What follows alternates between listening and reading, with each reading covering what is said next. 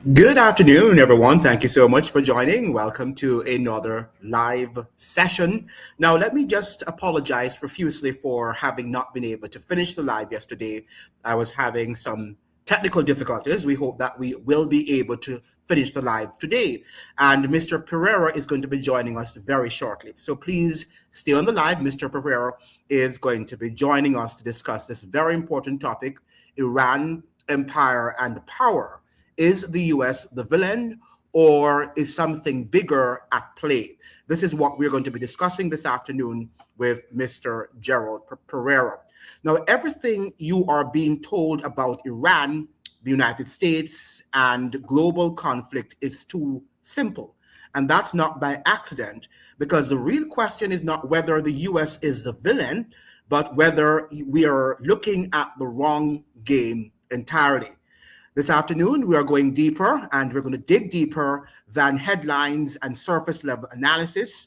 Every time tensions rise, whether it's Iran, the Middle East, we're seeing, whether it's Iran or the Middle East or global power struggles, the narrative gets framed the same way. We have good versus bad, allies versus enemies, democracy versus threat, or democracy versus communism. But what is that? What if the framing is not what is the right way, if it's just a distraction? What if the real issue isn't just US foreign policy, but a much larger system of power, influence, and control that goes beyond any one country? So we're looking at these things today, and I will be joined by Mr. Perreira shortly. Because when you step back and look carefully, patterns start to emerge, patterns involving economics, military positioning, strategic regions, and long-term dominance. So this afternoon, we're asking a harder question. Is the US the villain, or is it part of something bigger than most people are not seeing? Stay with me, because by the end of this live, you may start looking at global power very differently. And good evening, everyone. Good afternoon, Marie. Good afternoon. Good afternoon. And we have here Shizzle saying good afternoon. Good afternoon to you also. And I apologize profusely for having not been able to stay on the live yesterday. I was just cut off the live and I had to leave. And I tried to come back, but I couldn't. So please bear with me this afternoon. We'll be joined by Mr. Perreira shortly. Now, as we're talking about Iran too, we're seeing a situation developing in the Caribbean with the Caribbean community, CARICOM, and Mrs. Kamala Persson-Bissessar. There are lots of accusations, so we cannot say that we know. Good afternoon, sir, Steve Knight. Yeah, we can't say what is really going on with Mrs. Kamala Persson-Bissessar and CARICOM. What we do know is that they did not want the reappointment of Dr. Barnett. And I would like to hear Mr. Perreira's view too. He'll be joining us shortly, so I would like to hear his view on what is happening in CARICOM, and if the United States is really using CARICOM as we speak. Is this the end of CARICOM? Are they using CARICOM now to destroy whatever unity that we had before, right? We were never united 100%, but we had some unity in terms of we were not always quarreling the way we're quarreling right now. It's a lot of arguing, and it's done in public, which I don't like. It seems like they can't resolve these. Adults cannot resolve these minor disputes behind the scenes, such as the reappointment of a Secretary General. Couldn't they have done that behind closed doors? No, they're taking it to the public, which is not very good. And Mrs. Kamala Persson-Bissessar is threatening that she might withhold funding from CARICOM. So is this the end of CARICOM? This is something that we also have to discuss in light of what is happening. Now, all of these things are united. Now, all of these things are interconnected, because we're seeing lots of threats, and Mrs. Kamala Persson-Bissessar is behaving like Trump. That's what Trump does. Whenever he says something and you don't do it, then he says he's going to withdraw, aid or funding, lots of bribing and all of that stuff. And this is not what we as CARICOM want to happen. Good afternoon, MC 7557. Good afternoon. And she's saying, run on the gas stations in Guyana, half-mile lines. Wow. So it means that the price of gas is going up, right? And I think I read this morning that the price of gas might go up to $120 dollars per barrel. Now, if that happens in the short order, things are going to get worse. in terms of the run on gas, the cost of living going up. So already we're seeing in a short time, in a relatively short time, that things are going haywire. And why too? Because what is happening right now is that Trump is not going to have any peace. He is a deceiver, and many people are realizing that that is so. He says he wants peace. He's going to have conversations, a dialogue, negotiation, and then he is planning. That Mr. Perreira is here. So Mr. Perreira is going to be here shortly. So yes, so we're happy Mr. Perreira is joining. Yeah, so let us have him on the good afternoon. Good afternoon, brother. Yes. We were just calling your name because everybody's here waiting for you because they have not seen you here for a long time.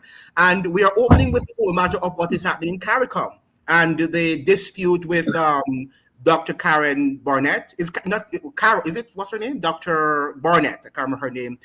CARICOM Secretary General. Yeah, the Secretary General. What do you think is happening? Because, this seems like a dispute that could have been resolved behind the scenes. Why do they have to come now publicly with that when they have no procedures, legal procedures in terms of reappointment of their different positions? Could you say what do you think is happening?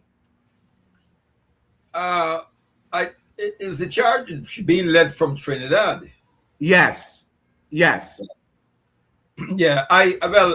for some time, I don't think, the way the Trinidad government is operating, there's a lot of comments coming from the people, man and woman in the street, that Trinidad should exit CARICOM. Yes. Yeah, because, I see what is happening. And I don't think Prime Minister Kamla Prasad is happy with the present Secretary General. Mm-hmm. Good. And the thing about it is, I keep saying, brother, over the years, Trinidad has treated other, Trinidad, I think I did mention it. I can't recall if I did mention it on your show, that over the years, Trinidad has treated they've not been nice to other members of the Caribbean community. Mm-hmm. For example, a number of Guyanese businessmen they told me that over the years, they have been trying to get into Trinidad to establish branches of their business over there. And they've not been able to do so. Mm-hmm. They've not been able to. It's very extremely difficult. And Trinidad do not abide by the rules under the treaty. They do not. I don't think you can find products from Guyana actually in the supermarkets in Trinidad, but you will find Trinidadian products in Guyana. The other thing, having said that, there's a huge shortage of U.S. currency in Guyana. If you go to the bank to get, if you get 200 US, you're extremely lucky. Wow. And I've been told from very reliable and confidential sources that Trinidadian businessmen are here. They hang out at a particular prestigious hotel, and they're buying up the US dollars. Yes. They're buying up the US dollars. Yes. So, Trinidad, don't get me wrong. I don't believe in this narrow nationalism. I believe that we're too small. You're right. To go forward in this emerging world, and that we have to work together. Believe in the unity. But we've witnessed over the years, and quite recently, a number of countries were prepared to act outside the framework and do their own thing to the detriment of the entire community. Let me ask you, Mr. Perreira, was the Treaty of Chaguaramas modified? Was it updated? Because we know that in the 1990s, we went through a different sort of era that globalization and what the neoliberal, system of order. My opinion, my analysis based on what I'm seeing in the Caribbean is that the entire region was divided up. And so among the elites, and you'll have Jamaica, for example, being the cultural being culturally dominant. You have Trinidad being economically dominant. Maybe Barbados used as a country of what do you call it now? Offshore business enterprise. So it seems that is what, because Jamaica has the same problem with Trinidad. They won't allow you to get into their markets. But is that the way the system was designed? And is this a Trinidadian problem, or was it the way how this global financial structure was sort of engineered? Could you respond to that? That's a good point. You see, that's these are some of the contradictions of the ideology that it drives globalization, behind globalization, which is the neoliberal ideology. Correct. You remember years ago, Dominica is known for producing a lot of bananas, and we're exporting bananas. Yes. So if you add up the exports from Dominica, banana, and from the other CARICOM countries that is going to the European market, I think it didn't even hit 20-something%. Yes. Because a lot of you had bananas coming from Ecuador. Right. And those places. Honduras, and this was during the period, I think, with Bill Clinton and Tony Blair. And they pushed for the removal of preferential treatment for the bananas that were going from CARICOM from Dominica and others into the European market. You remember? Yes. And I think one politician said, one progressive politician, well, when you destroy the banana industry, people are going to the banana planters start growing marijuana. Yeah. That is what started. Yeah. So the contradiction is they were telling us to removing like the protectionist message. They were telling us to liberalize, open up our markets and all of that. But they were going ahead with protectionist methods. Yes. And the Guyanese, as you're saying, the Guyanese and the Jamaican business classes, they were on board with it. Right, and they destroyed our local industries, right? That's right. Including what we have in the 1990s, and then so economics the manufacturing hub went to Trinidad. That's right. And that is what it seems, and it is not going to go back to us. It's like that's a signed deal. But now that Guyana is now an oil producer, an energy producer, is that sort of shifting? Because right now I'm hearing Mrs. Cameron, predecessor, saying that they're now joining with Guyana, merging with them to sort of be like a business, the business model of the Caribbean, something of the sort. What are you seeing that there's going to be?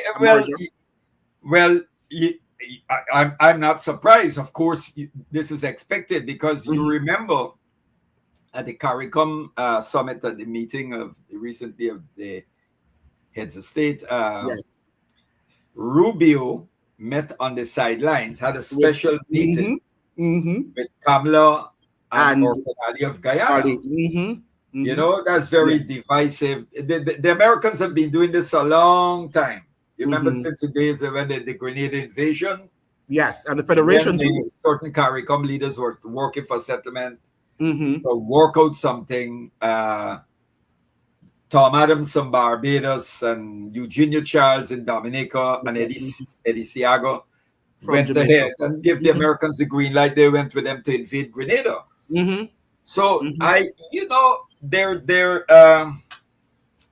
there's an area that I have to be very careful with how I deal with it because as a Pan-Africanist, there is this tendency to identify people like myself as racist and all of that. And we want truth. I don't care what people call Pan-Africanism. Yes, that's right. Pan-Africanism. Yes, is not anti-white. It's not anti-Indian. Yes, Pan-Africanism is about the unification, the emancipation of Africans all over the world. Yes, and Africa's our home, establishing a united Africa in the tradition of Kwame Nkrumah and others, one united socialist Africa. That's the Pan-Africanism. I am not anti-white. I'm anti-white supremacy. Correct. I am not anti-Indian, could never be. I am opposed to all forms of racism and discrimination. Yes. But there is, I keep highlighting it, and this lobby is very influential. There is a group, I mention it, they're based in Trinidad. Mm-hmm. Some of them are based in Trinidad. There's some in Guyana, but a lot of them operate out of New York. Okay. Out of New York. Yes. They They're part of publish. the MAGA group. The MAGA group Yeah, you're saying. Yeah. yeah. Mm-hmm. They have always seen, when you listen to the way they present things, as though CARICOM, since Mm-hmm. going back to its predecessor, the Federation, was a Black and African Caribbean project. Yes. So they have never been, this group has never been really happy with this. Yes. They felt that with it coming together in CARICOM and all of that, it would be a sort of a unification of countries that are predominantly African. Yes. And the marginalization of Indian communities in Guyana, in Trinidad, and Suriname.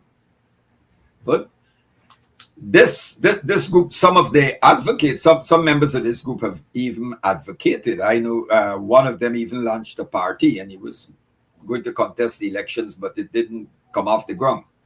The name of the party is Go America, and they're advocating for Guyana to become a state of the United States. They're very quiet. They do not condemn Trump. And their line is, look, we are doing good. Okay. Look at J.D. Vance's wife, the vice president of the U.S. She's Indian, and Kamala Harris. Kamala Harris. Yes, Patel in Indian is the director of their the FBI. And that is their focus, that we can achieve this type of thing. Yeah. And it is not, yes. And they so what I'm saying is, don't get me wrong, because you have all these contradictions and all these different things that you have to play. People will say, well, okay, there's Africans and so who came out in support of Kamala. Yes, this happens. But then you have to see the bigger picture. Yes. And I do not like what I'm seeing. I see this move, because remember, Santoki in Trinidad, in Suriname was going ahead with it too. But he lost the elections.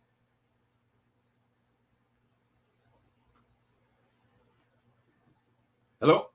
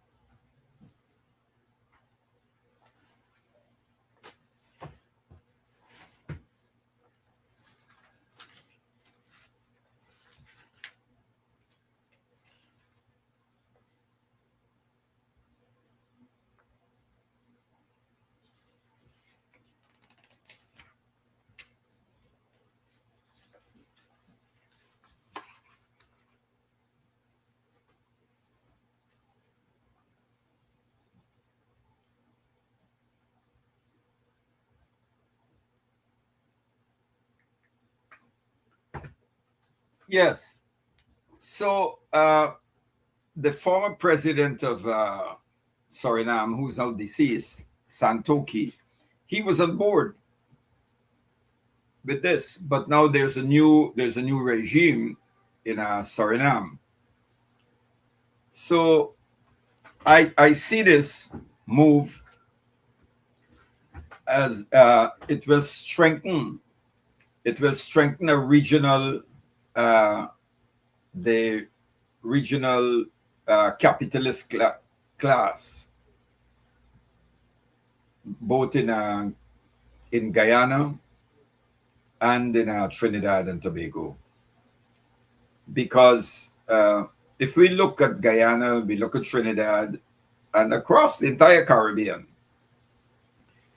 um, Africans are not, Afro Caribbean people are not economically empowered. We might constitute large voting blocks, like in Jamaica, the largest ethnic group there are Africans, and the same goes to Barbados and across the region. But the economy are not in the hands of Africans, Afro-Caribbean. They're in the margin of the society and the economy. So we keep voting for parties whose leaders look like us, black faces in high places, but at the end of the day, they end up in office, but power resides somewhere else. Certainly not with those who the Afro-Caribbean masses elected.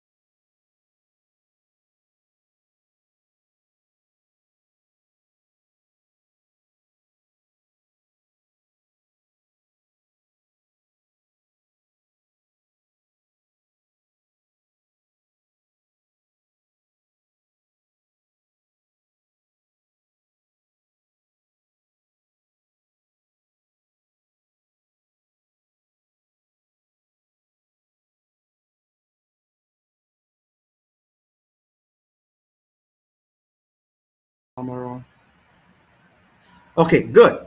I'm back. Can you hear Mr. Perreira? Hello. Yes, yes, I can hear Oh, you. good. Yeah, sorry about that. I don't know what's happening. Just conked me out of the system, and I had to just get back inside. So sorry. Thank you so for. The devil is busy.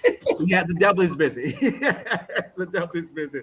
Now we were talking about Mrs. Barnett, and I was reading in the papers that it seems to me that the guy that was from Trinidad that went to Barbados, and he seemed to have he had experienced some whatever encounter with the law, and something about being deported back to Trinidad. It seems to me that that is what is creating the problem with Dr. Barnett. Are you getting that impression that she Yes, I might think have done so. Yeah, something and they are seeking some redress? Because I don't know if she followed the law. It seems to me that she followed the law, and yeah, they are saying that she didn't, and it seems to me that that is a sort of revenge that they're seeking to get from yeah. having. I would agree with you. That's what I would pick that up. I agree with that. Yeah. Yes, yes, yes. Now, The, what? the prime minister Yes, of Trinidad has been, if you listen to some of her speeches, quite abusive in the way of her deliveries. hmm, yeah. She speaks like Trump, and Yeah. what she does, if she doesn't get what she wants, she begins to Once make threats. exactly, So she exactly. says I she's going mean, to. look at the way she dismissed when the Americans bombed that fishing boat. Yes, You know, yes, yes, and yes, she, instead of saying, well, these are citizens of Trinidad and Tobago, she actually endorsed the attack on those on the boats. boats. So No, yeah, right. yeah, And also the summit of the Americas, not the summit of the Americas, but the Shields of the Americas that was held in. We're going to that's come right. to your comments shortly, guys. Just give me a moment. Yeah, Yeah, the Shields of the Summit meeting in Florida. I think Trump and Marco Rubio have put her on to contacts in Latin America, in I think it was Ecuador, yeah, Mercosur. So I think yeah. she is planning to probably place Trinidad within that zone, that special zone. Are you getting that impression too? That it seems to me Definitely, that, yeah, that CARICOM definitely. is the end of CARICOM in terms as we know it, Yeah, yeah, and people will be joining different blocks as they see their interests. So yeah, maybe Guyana, maybe Jamaica, maybe other countries will follow yeah. suit. What do you think about that? Well, you know, it has never been in the interests of the empire to Hmm. have these sort of blocks in their Yes, so-called backyard. So they have yes, always worked on keeping them divided. Years yes, ago, the outstanding Caribbean economist, one of the great uh, economists that the then before Third World produced from the dependency theory school, Clive Thomas. He wrote a yes. piece years ago about CARICOM, many moons ago, CARICOM being a paper tiger. Oh, Yeah, and that was when CARICOM had uh, powerful leaders. yes, Powerful leaders. yes, This was at a time yes. when you had Burnham and you had Barrow and Williams and Mm-hmm. Manley. And Mm-hmm. he was referring to that at that time as a paper tiger. I mean, of Mm-hmm. course, I didn't agree, support it. But if it was a paper tiger then, what is it today? But have we adapted, Mr. Perreira? And that's the point I'm saying, that we tend to hark back to the Manleys and the Borrows and and the Burnhams and so on. But have we adapted to a different era in which we have? I think we have not. And that could be the case. I think we're looking at CARICOM from the lens of a 60s, 70s, 80s, Mhm. perhaps even 90s situation when the I, era has moved on. We have evolved a different world, different yeah, realities. but I believe in that there is a what you call continuity. What Mm-hmm. I think it was Cheikh Anta Diop who said we study history not for the pleasure, just for the pleasure Mm-hmm. of it, but to understand exactly where we are and to make Yes, sure that we don't make the mistakes. Now, I am correct. not this nostalgic for the years. All I'm saying is, you know, we do not take our history seriously. Mm-hmm. We do not. We treat it as something of. We see history as something of yesteryear, rather than seeing history being made every day, and that the Yes. present is shaped by the past. Yes. And if we do not Yes. understand the past, then how are we going to advance into the future? Absolutely. CLR James addressed that. What I'm saying is, I am not saying, of course, those times there be changes, Right. but you look at the resurgence of white supremacy, Hmm. openly bold, aggressive, and that's what Marco Rubio did in Munich. Yeah. He Yeah. did it in Yeah. Munich. Yeah.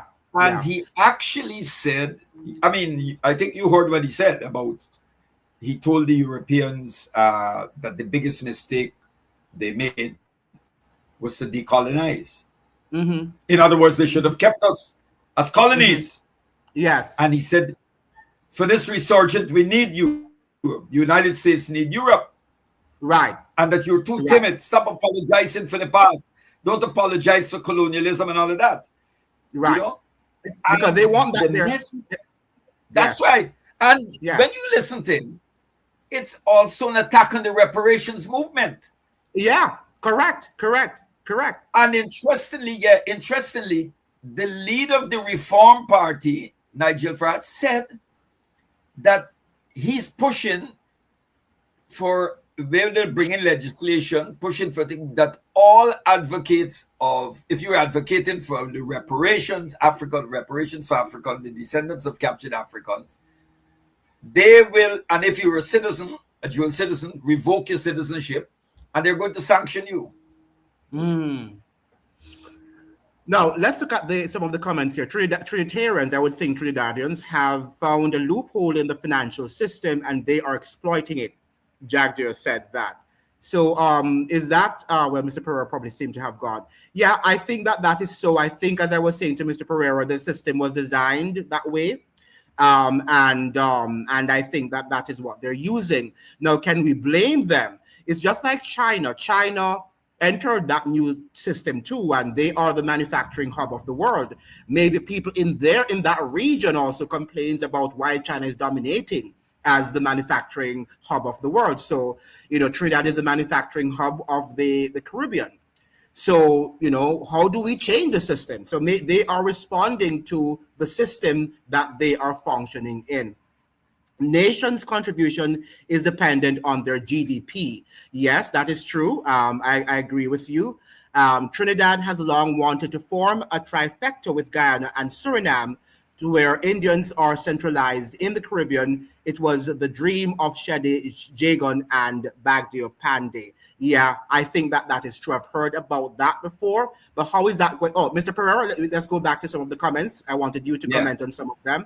Yeah. Let's go back to this one where we say Trinidadians, they said Trinitarians, but we know it's Trinidadians, have found a loophole in the financial system and they are exploiting it. Jagdeo said that. How would you respond to this comment? I can't. I think he did say that. He did. Mm-hmm. But the thing is that some of the we have this. We have what they call the local content. Mm-hmm. So there are a number of Trinidadians. You just can't come in and set up a company like that is operating in the oil and gas sector. You have to enter into some arrangement with a company here. Mm-hmm. But the thing is, of course, yes, you can say that Trinidadians have found a loophole and they're exploiting the system. But who are the Trinidadians? Well, the elites. Yeah. The And of manufacturers. course, because of their number of, I know some of the players. When I said no, I'm aware of them. They have tied up with the same business people Community, yeah. in the community, similar in Guyana. Mm-hmm. Yeah. I'm coming back to what I mentioned earlier about that group that has The Indians who want to. Yes. In fact, some of them, there is one, I think, Dr. Davidine, some of them have been advancing this absurd concept. They've been pushing even for reparations. Yes. And some of them are trying to put the experience of Indians indentureship on the same level with slavery. Yes. And and that is a false narrative. Yes. It's not. You know, It's not true. I don't think they are distinct though, as much as you say they're racist from the minority class that rule Barbados, Jamaica, the Arabs, and the other ethnic minorities that Yeah. rule us in the Caribbean. I don't think they're different. I think Jamaican No, ruling elites are the no. same. My You know, argument is, don't get. I have identified this group because they're bold, they're aggressive. right?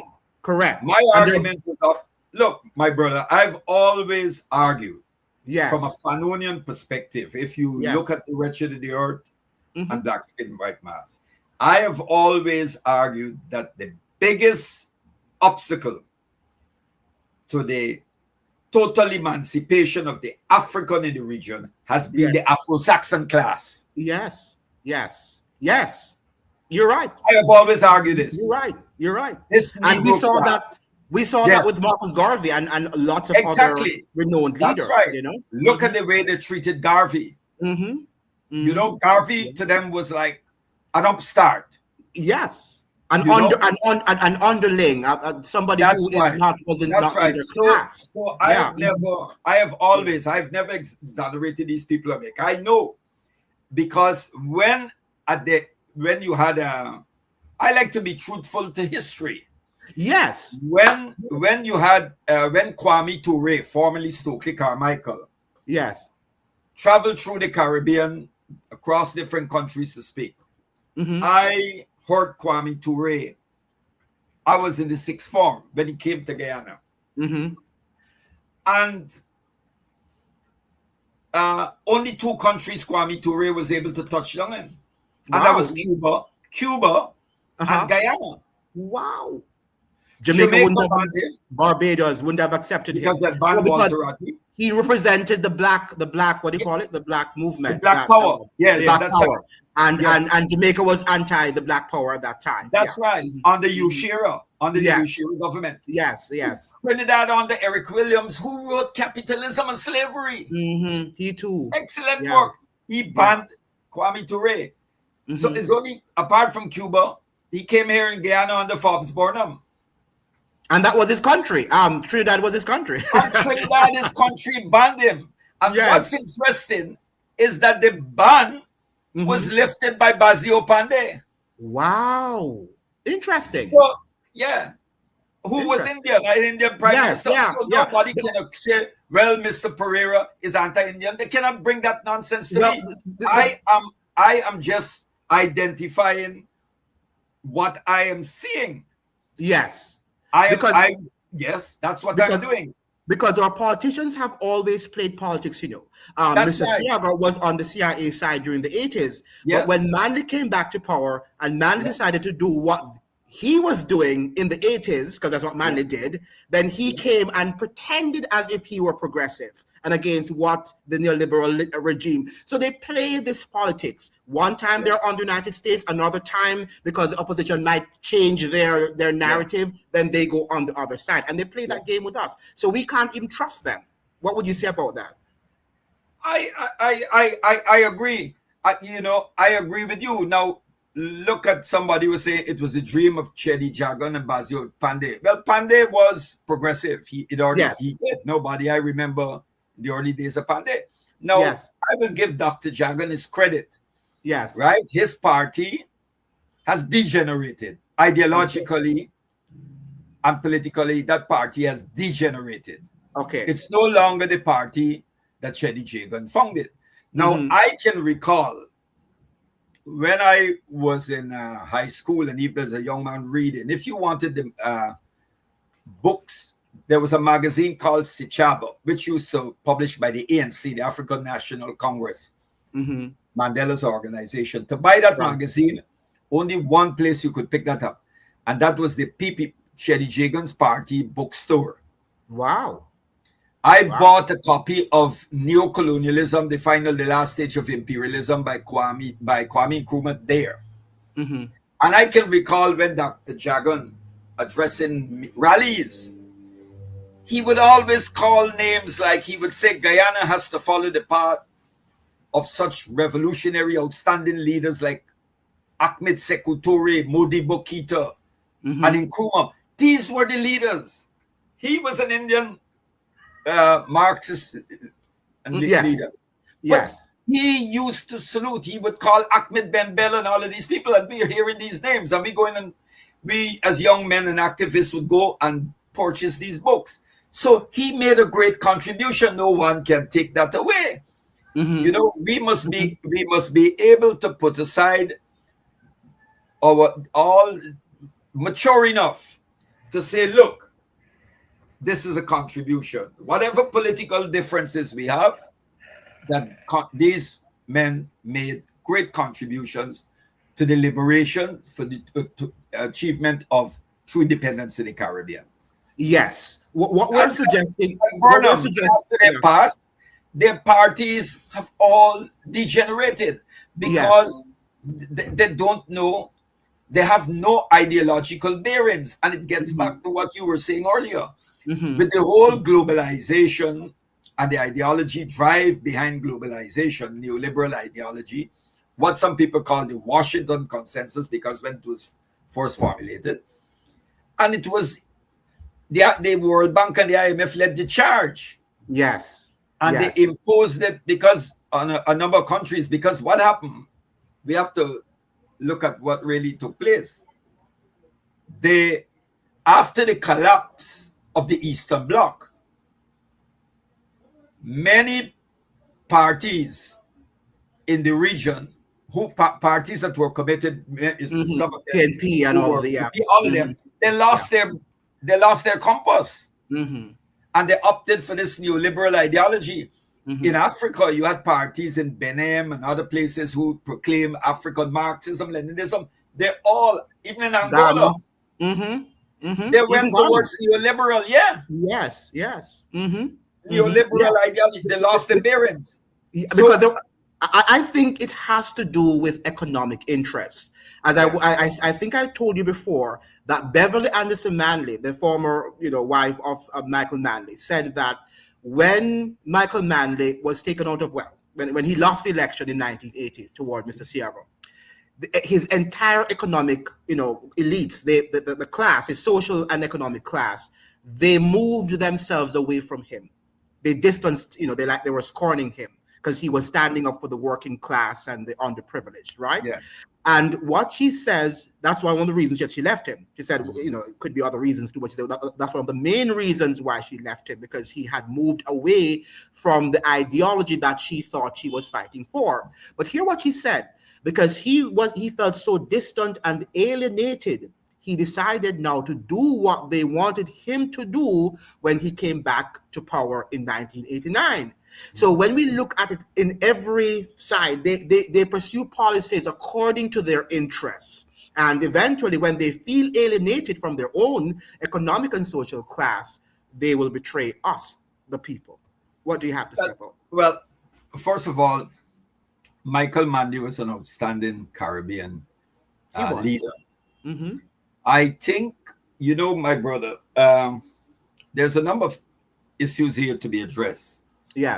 One is, first of all, there is no substitute for organizing, not just mobilizing, but organizing the people and raising their level of consciousness through struggle and political education. It's very important. You have to have programs, political education programs, and the people have to be involved. People must not feel like they're objects. They must be part, they must be acknowledged, and they must be involved. Now, in the Caribbean, and not just the Caribbean, the middle class, Cabral addressed this issue, and Fanon touched on it, of course, but Cabral dealt with it. The middle class that produced where you find the intelligentsia, right?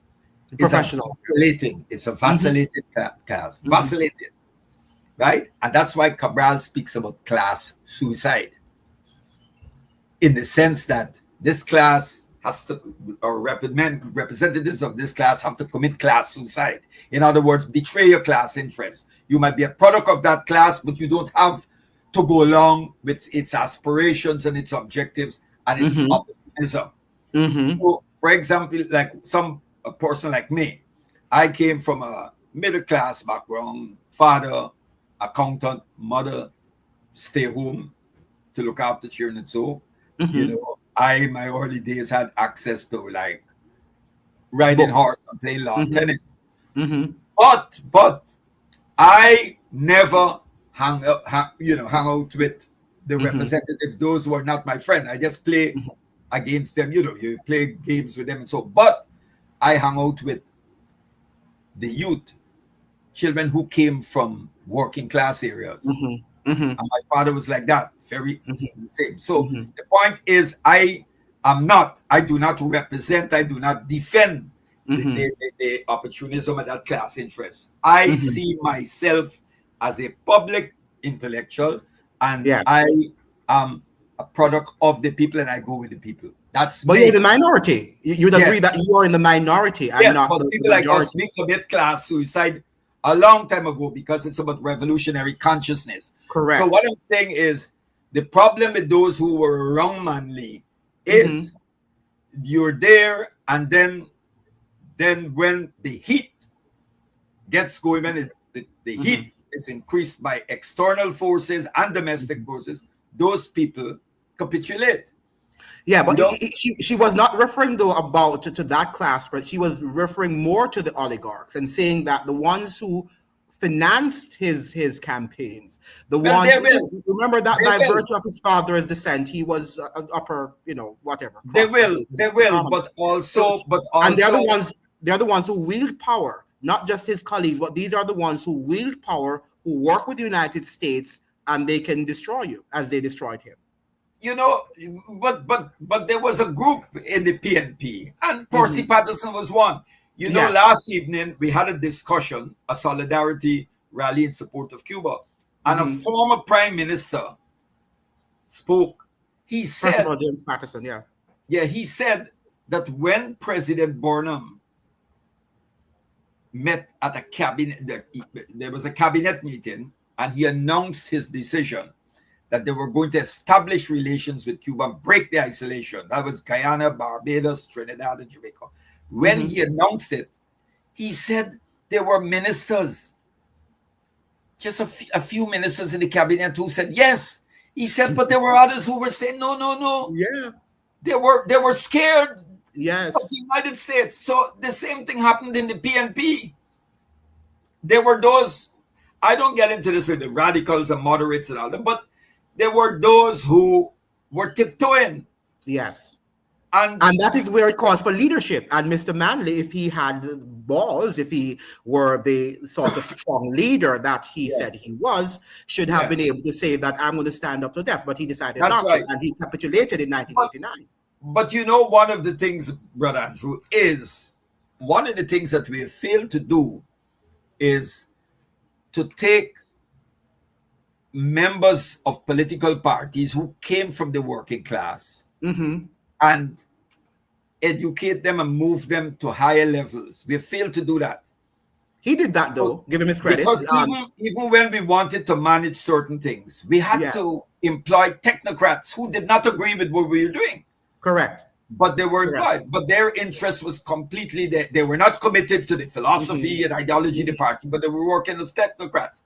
And Hmm. there's an interesting thing that Kim Il Sung from the North Korea, Democratic People's Republic of Korea said, and it's interesting because you learn from everybody.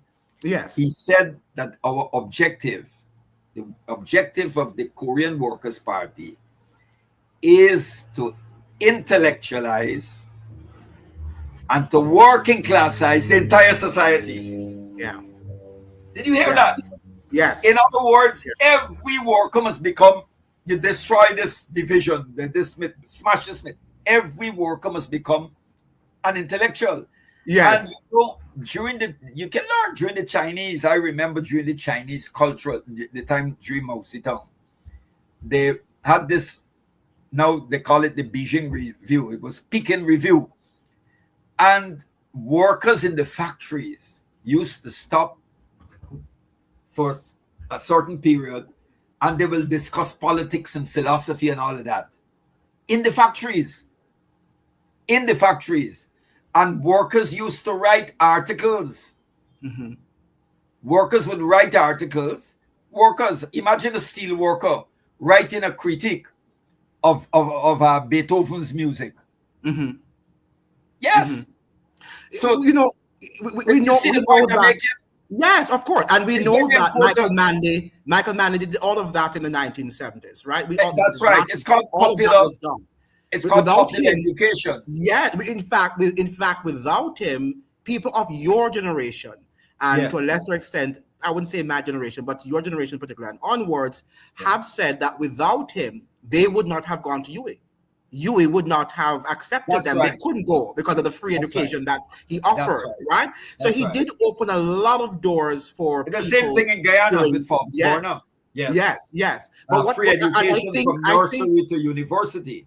right. I think we need to one of these days, Mr. Perreira, look at the past outstanding leaders of the region, the Burnhams and the Michael Manleys and the Borrows and so forth, to sort of educate our populace. Because I think too, we need to remove away from, they were men like us, and they had their fears, their anxieties, and stuff like that. And sometimes we had them up like on a pedestal as if they were gods, and they were not. You know, they had their strengths and they had their weaknesses, and I think we can learn from both. That is, and I think in the Caribbean we do not learn to, just like Americans, do. We don't learn to talk about people's faults. When I talk about it, they say, "Well, you're behaving as if you're better than the person." No. What we're saying here is that just like how you can look at me and say, these are your flaws, but we can learn from your flaws, this is what we need to do about our leaders. And that is what I'm saying. It's amazing. People, this country, human beings are not perfect. Correct. We are, and from a theological perspective, I subscribe to this. We are flawed. Yes. We are flawed beings. Yes. So if we're not perfect, how can we create perfect systems? Yes. Because our people think the politics make us. That's right. But this is what we're saying.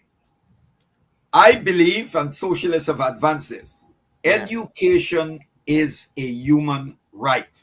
Correct. You're correct. It is not a commodity that should be bought and sold or determined by market forces.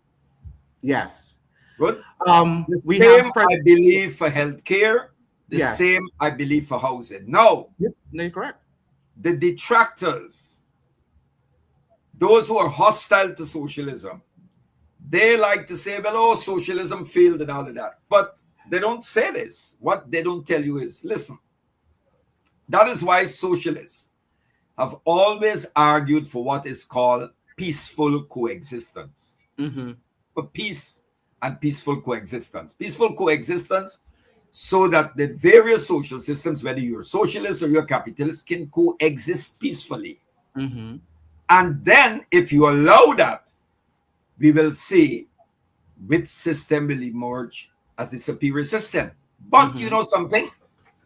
The ones who like to tell you that socialism failed and doesn't work, they are the people who spend billions of dollars to make war in socialist countries, to destabilize you, to sanction you, to assassinate your leaders. So why not leave the socialists, those countries that are pursuing the non-capitalist path of development, why not leave them and their leadership, the regimes, to go along that trajectory that they want to go and then collapse on their own volition?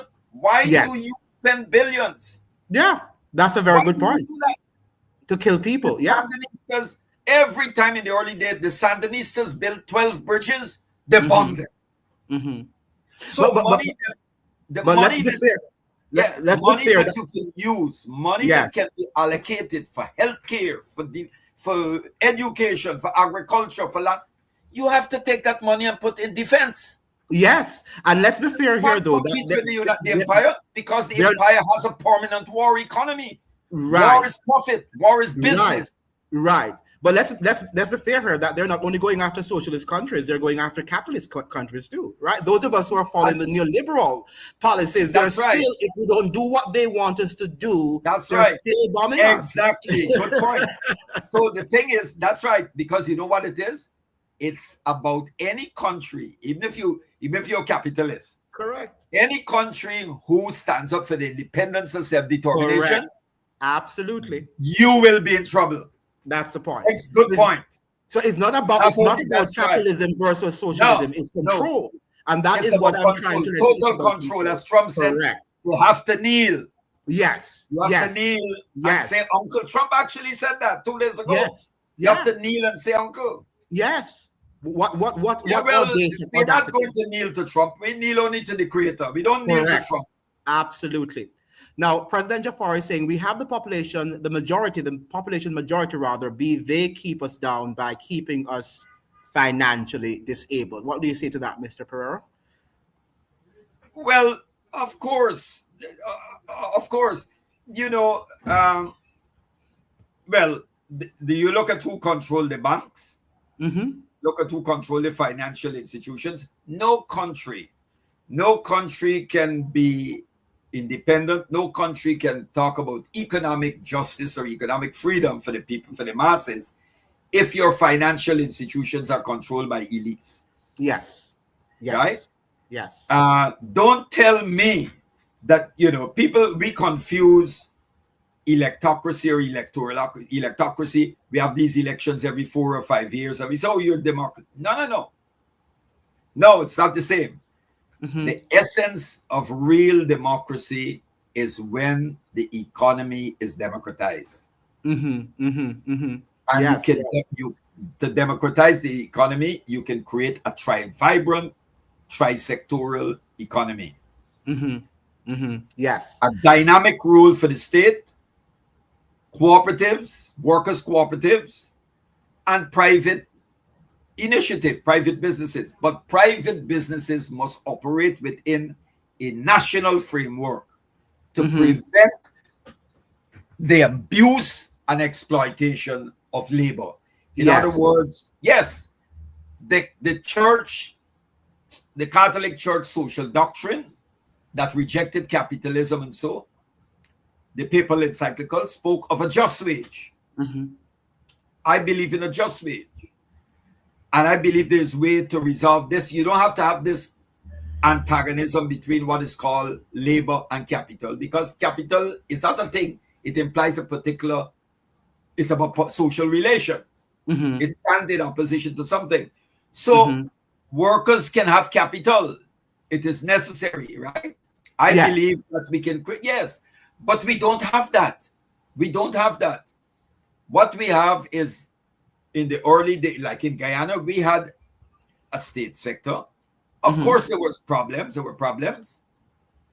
And, but what we have now, our government then went through with neoliberal reform, privatization, sell out to state assets and all of that.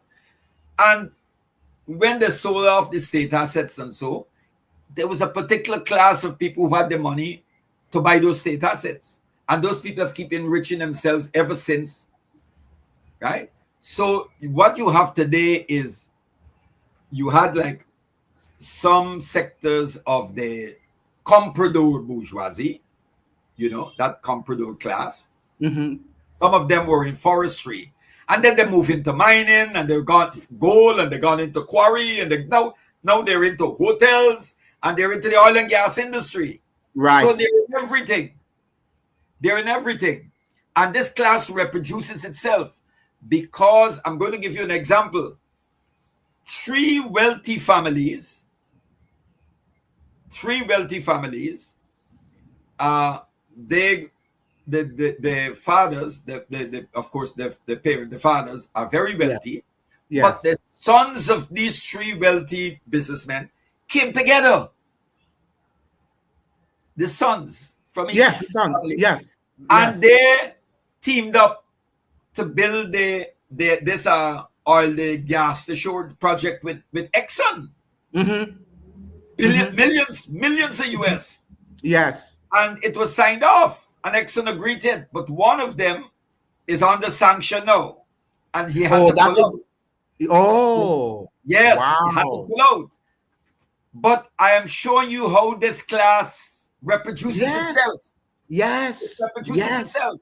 And our Yes. people need to understand that irrespective of which political party gets into office, this class does well.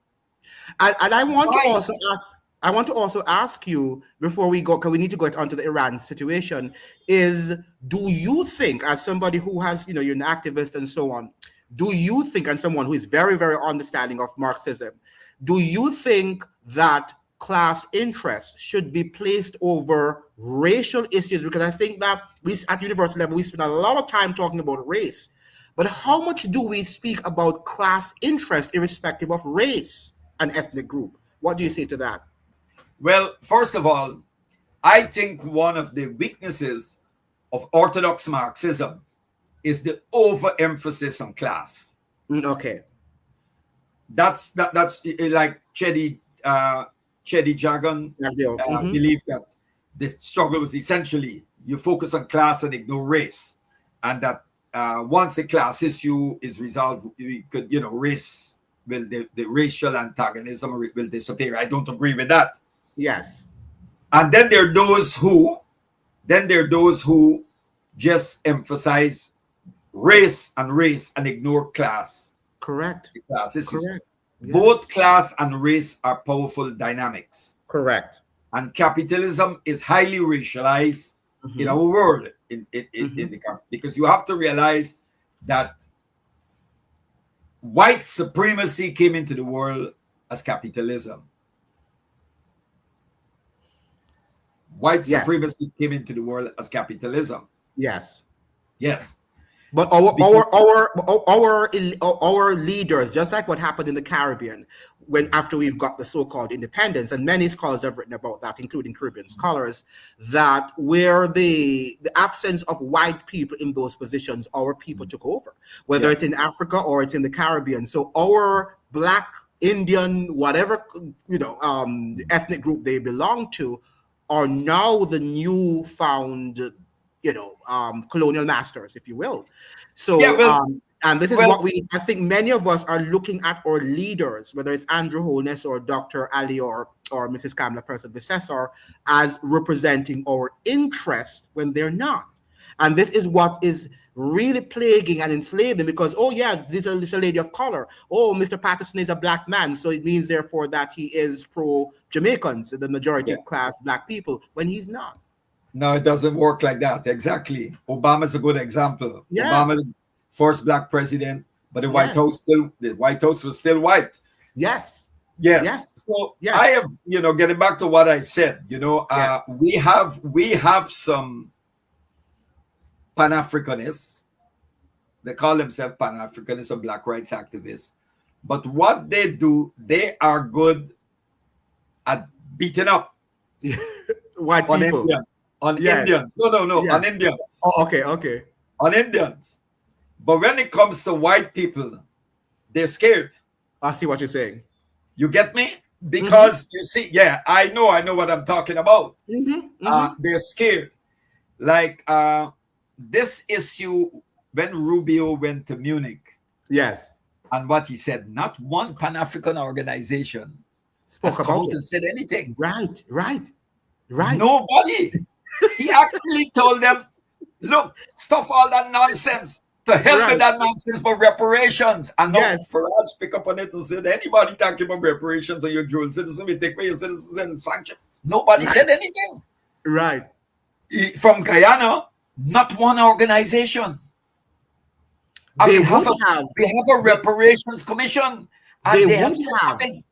They would They have have said had he nothing. not threatened to take away their visas. Yes. If he had not made that threat, then they would have. And this is now the hypocrisy of a lot of us as activists. Well, I'm not an Yeah. activist per se, but the fact is that a lot of times we talk a lot in academia and at conferences, Yeah. but when the real deal hits the ground, Yeah. we run away. Yeah. Right? Exactly. And brother, I'll tell you here, this is one of the reasons they don't invite me to certain things, Right. because I call a spade a spade. Right. I believe, this is my position. As Jesus said, know the truth and the truth shall set you free. That you're free. Be true to thyself. I have no problem with, if you want to make money, go into business, legitimate, clean business. But you do not go into political activism and you get into office and use office to enrich yourself, or because of your relation in the state apparatus to enrich yourself. It happens all the time. I do not believe. My politics, I believe in a moral politics, a politics of meaning, a politics that is spiritually inspired. Yes. This is our politics. I guess the proof is in what's the expression? The proof is in the pudding, for the whatever. The fact is that a lot of times we have good intentions. Well, brother, that's the difference with us. I am not a politician. Yeah, I do not like the term. Correct. Then it's applied. I deconstruct it. I'm not a politician. I'm a political activist. I'm a revolutionary. I'm not absolutely a politician. The politicians are the liars, the deceivers, and the opportunists. And I don't want to be placed in that category. And it's a system. It's a system. It's a movement. It's a system. So we know that if you go in there, your hands are going to be tied. And you can't speak as you can speak, openly and transparently like on this program. You just can't do it because you have to be politically correct in the first place. What I found over the years, I think if you're in office, brother, and if you're a minister and you're serving in the government, and if they're doing things that are wrong, you don't have to keep silent. You as a minister should break ranks, go to the people, hold some rally, and tell the people exactly what's going on. Cabral said it. Tell no lies, claim no easy victory. You tell the people. When you tell the people the truth and ground with the people, they'll be there for you. They will be there for you. Not necessarily, sir. I have to disagree with that to an extent because, what is happening now, the politicians have made us so needy that we don't have basic things that we need to have. Let us look at Jamaica and other countries. So what they do, they bribe you and they give you some spoils and something and say, vote for me and don't, let me down.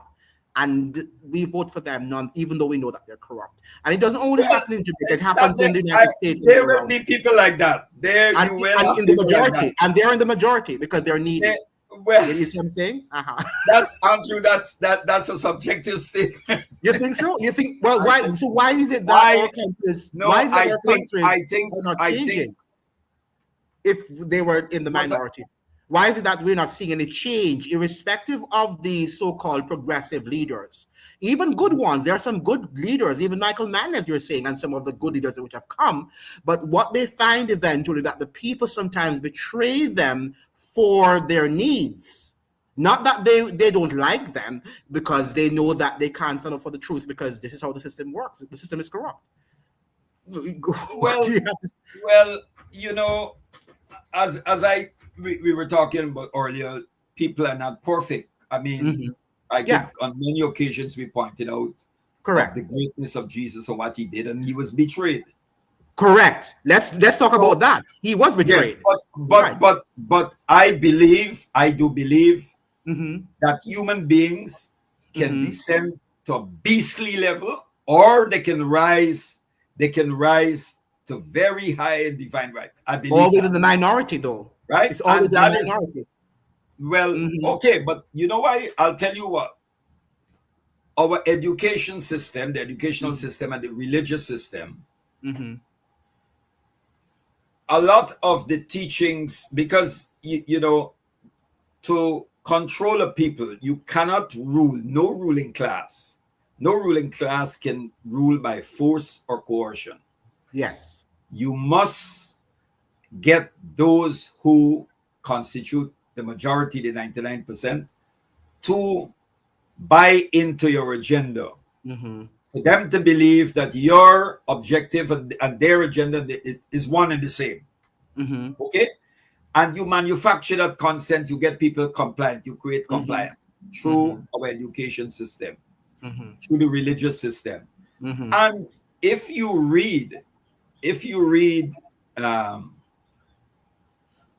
if you read the a lot of the religious dogma that is circulated for decades, for a long time, you know, it creates it pacifies the masses, and that is why Karl Marx referred to religion as the opium or the opiate to the people, because he observed something. People can go to church, for example, on Sunday, and they sing. You know the song about that Joe Hill made it? Mm-hmm. Joe Hill song, you Mm-hmm. know? Yeah. You go to church on Sunday, you sing and you clap and you pray, and then they get your coins on the drum, and then they'll tell you when you're the bomb, something like that. Mm-hmm. But when you come in the tradition of Martin Luther King, what Martin Luther King, Dr. King was preaching, and the black liberation theology, you do not create this false dichotomy between no, religion is religion and politics is politics. No, the prophetic tradition, the prophets of thousands of years ago came out and judged the kings and judged the rulers. Did they? Under theocracy, well, that was under theocracy, though. That They was judged under them, the though. What I'm theocracy. saying, they Yeah, did. They did. yeah, The yeah. But levelers, under theocracy, but we're not a if you look at the theocracy. tradition that Yeah, brought down it was under Charles theocracy. the First, that brought down Mm-hmm. Charles the First Mm-hmm. In Britain, in Mm-hmm. England, when Yeah, he was beheaded by yeah, Oliver Cromwell. They were yes, a group of people called the levelers and the yeah, diggers, yes, and with Stanley and those people were inspired yes, by them. This was long before Marx. They yes, were inspired by the teachings in the Gospels, yes, and yes. they supported Cromwell. And then Cromwell turned against them. The point I'm making is that you can read. If you read these religion, there's a whole books on it now, the Prophet Revolutionaries. Mm-hmm. If you read the gospel, Mm-hmm. you have to read it, and you have to read whether it's the gospels, the Quran, or what, from the perspective of the oppressed, the marginalized, and the poor. You know, and there is no way. When you look, let me give you an example. You have the new minister of war, used to be minister, the secretary for defense. Secretary of War of Defense. War. Mm-hmm. Yeah, but it was it's Hexet okay. is paraded Let's, as a Christian, yes, as yes, a man who is fighting God's war. Now, yeah, when you look at Hexet, and if you know, you've read the yes, scriptures, yes. whether it is the Christian scriptures or the Holy Quran or any scriptures, how could Hexet Mm-hmm. be acting or claim to be speaking, standing up in defense of Christian values? That's demonic. And that is why Christianity, that's the religion and politics should never That's be merged. why Christian that's why- nationalism, bogus. Yeah, and that is why it should never be merged. nationalism. You know why? You know why it should never be merged? Because even in the church, even religion of itself, people have different interpretations. That's why you have the Catholics, you have the Baptists, the Adventists, the Church of God. Because even when religion stands on its own, it still have interpretation and people going to their different sects. When the politicians now begin to use religion, they are going to interpret it according to what suits their interests. And that's exactly what Hexet, the Bible doesn't teach that. But No, he's I interpreting the think Bible what as happens to is, what suits his interests, and that is why religion should stay out of politics. and be well, separate. let me. I have some differences because Go ahead. I think if we look at the European experience, Mm-hmm. the church, the Catholic Church, was very much a political entity. Mm-hmm. You look at the church led by Cardinal Richelieu in France. Yes. Richelieu was not just an ordinary cardinal. He had a private army, lands, and everything. He was powerful. Mm-hmm. And the Protestants, those who challenged the Catholic Church with its indulgences and all of that, and the Reformation. People Mm-hmm. like Martin Luther, Zwingli's, Huss, the Zwingli's. and all those people. They challenged the church because they saw certain things wrong. But then look at the same Martin Luther who Right. challenged the Catholic Church. Right. He, when they had the peasant wars in Germany that Engels, Marx partner, colleague, wrote about, he came out in defense of the ruling class and said the peasants should know the station life. The point of this country. The point is, do you know that the word religion only came into being as a Greek word, religion to back? Africans, if you study African societies, ancient, going back to Kemet, which was called Egypt, there was no separation. Africans didn't have this thing about politics is politics or religion is politics. Everything, it was a way, the way of life. But do you understand what I'm saying? It was a religion of no, the way everything, the way your economy was organized, the way you organize your economy at the community level, the way your governance system, everything was seen or could see as religion, if you want to use that term. But it wasn't. This thing about religion, this thing about religion and politics is a Western dichotomy. But I think it's a healthy one, though. When you think about the fact that, let us say I'm Adventist, right? I'm a Seventh-day Adventist, and I should be president of the United States or prime minister of any country. What if I'm so convicted that I believe that everybody should worship on the Sabbath?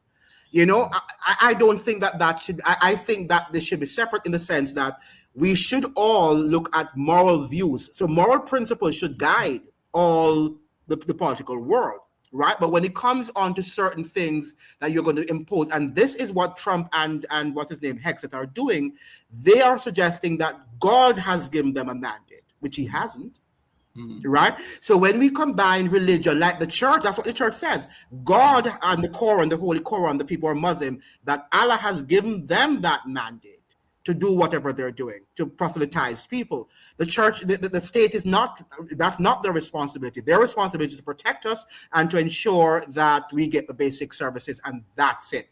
Now, we still, as you're saying, and hoping that they will abide by certain moral standards which come from religion. But to say that religion, because we're going to interpret, as Mr. Perreira, you can be a Christian and I am a Christian, but we interpret the Bible differently, right? And it can create different frictions in politics, and then it will spill over into the civic life, and then it's going to be chaos. And I might say, yes. I believe that, okay, when I mention ancient African societies, yes, they've gone beyond that today. Certain things, once it's out of the womb, you can't stuff it back. I'm not saying that should be imposed. Right. I believe in, I don't even like the term secularism. I don't like it because it's been misused, abused. I don't even like the term. But let me give you an example. In Islam, it teaches us clearly there is no compulsion in religion. Yes. If you, a couple of days ago when the Israelis were bombing, the Israelis bombed the Jewish synagogue in Iran. Right. And the Jews in Iran were up in it. They said that we are standing with our supreme leader. Yes. And he's Muslim. Yes. He's Muslim, but they were saying that we are standing with these are Jews. Yes. Who do not support the state of Israel. Yes. Yes. They're secular Jews. They're secular. Then there was a Christian priest who came out in support. He said we are standing in defense of our civilization, but he's Christian. Do you know that when the United States were bombing Iraq, I think it was a CBS or CNN journalist interviewed the patriarch of the what you call one of the churches of the Eastern Rite in Baghdad. And he was sitting in his office with a picture of President Saddam Hussein behind him. And he said that if President Saddam Hussein and the Ba'ath Party collapses, if President Saddam Hussein is killed and Iraq is no longer under the Ba'ath parties, he feared for the Christians. Yes. Yes. You know, my brother, when Iraq established diplomatic relations with Guyana, Mm-hmm. the Mm-hmm. first Iraqi ambassador, first and last to Guyana, his name, remember his name, Jihad Karam. He was a Mm-hmm. Christian. Yes. He was not Muslim. Yes.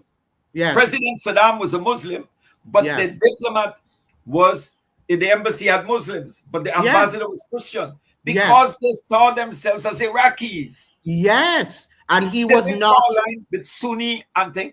But you know who pushed this nonsense with Sunni and Christian? All it is the Zionists and the West. Correct. Correct. And they are. That's it. Yes, and we know that you and I know, Mr. Perreira, that it is the United States who That's is right. revving up these religious fanatics Exactly. to destroy the world, right? And look, And the same religious fanatics are now going into the White House. that's And right. this is the problem. We do not want religion, and because religion can get you into a fanatic. Let's be very truthful now. If you're tied to a certain religion and you're not willing to look at the world, from a broad perspective, you are going to say, this is what God or Allah tells me to do, and I'm going to do it. Yeah. And then what happens when the society now is going to suffer from your religious fanaticism? And this is the problem. That's why am I saying, you can't separate the two, as you're saying, because if I'm an Adventist, I'm Adventist, and I'm not, and people will know that. But the fact is that it is not my right to dictate to the state that, look here, everybody should stop working on Sabbath and they should do this. No. I should know that that is not within my purview. Correct. And that is what I'm saying. And I don't think that they were saying that you must take away your religion and move it somewhere else. It's impossible, right? Because your religion forms your worldview to some extent, to a great extent. Well, But I believe that your morality and morals should be guided by those beliefs. Those, yes. I believe that God's law doesn't change. Yes. Men can want to adjust and do what they want. Correct. But, I want to give you an example of something. Mm-hmm. The word jihad. Yes. I'm not even going to talk about the concept. The word jihad. When it became popular, who popularized it? It was Ronald Reagan. Mm-hmm. Mm-hmm. Yes. Yes. There were Muslims who never even knew about jihad. Correct. And they were not. Some scholars said it was the absent pillar. Yes. Yes. And jihad is not holy war. There's no holy war in Islam. Because before the state of holy Israel war was is created, a contradiction. Yes, before the state of Israel was created, right? Before they sent all those people from Europe, that part of the hemisphere wasn't in any war. Exactly. Right? Yeah, wasn't a exactly. peaceful region. Right. That's right. The concept of the term holy war came out of the just war theory that was advanced by Thomas Aquinas. Mm-hmm. Yep. Mm-hmm. Mm-hmm. But there was no jihad. Doesn't mean the word jihad does not translate as holy war, right? The Arab the word for war is not jihad, right? In some instances, harb or qital. It's not jihad. For those of people, jihad, listen, Andrew, if you go out into an area, and you are using your own money to go out and feed, you're going every day before you go to work, you deliver food for children who are hungry, and you go to visit the widows to cheer them up or to give them some gift or so to help them. That's jihad. Yes. That's jihad you're doing. Yes. That's not in a negative. That's a positive connotation. No, right? Anything to sort of do good. Anything you use your energy to, that's jihad. Right. So there are two types of jihad. There's the inner, Islam teaches this. There's the inner jihad and the outward jihad. Or what they call the lesser jihad and the greater jihad. You know which is the greater jihad? Doing good. Greater jihad is the war against ourselves. Wow. Against our selfishness. Our greed. Our envy. That is the greatest jihad. And the lesser jihad is the outward one. right where you see the enemy. You can see the enemy. I don't like Andrew. He's my enemy. I can see him. But what about the enemy within me? What about the greed? The Yes. vindictiveness, the Yes. Want to pettiness. war. The And that willingness is to the war. hardest war to fight, the war within you. Yes. And that is why we emphasize the spiritual revolution. Yes, I just want to make it also clear, Mr. Perreira, that the United States too had a problem when the pilgrims went to the United States. Remember now that they didn't want to accept anybody in those colonies who was not a Christian, and they were persecuting them. Okay, it was a guy there, I forgot his name now, in Vermont, who came up with the concept of separation of church and state because he realized that the state had now begun to do the same thing that the Europeans did to them for them to have fled and go to the United States. And that's where the concept really came into practice, right there in the United States. Why? Because the same politicians who had fled Europe, and the same pilgrims rather, who had fled to the United States, were doing the same thing. But that's why Malcolm X said we didn't land on Plymouth Rock landed on us.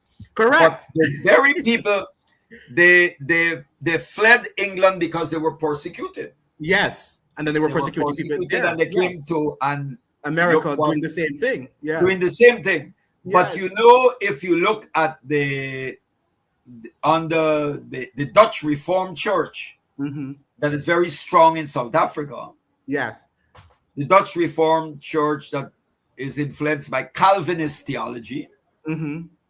They preach this thing that, this African land, South Africa, it's there, it's a promised land, and you can go and take it. Right. And the Dutch Reformed Church sanctioned apartheid. Yes. It was the church of apartheid. Yes.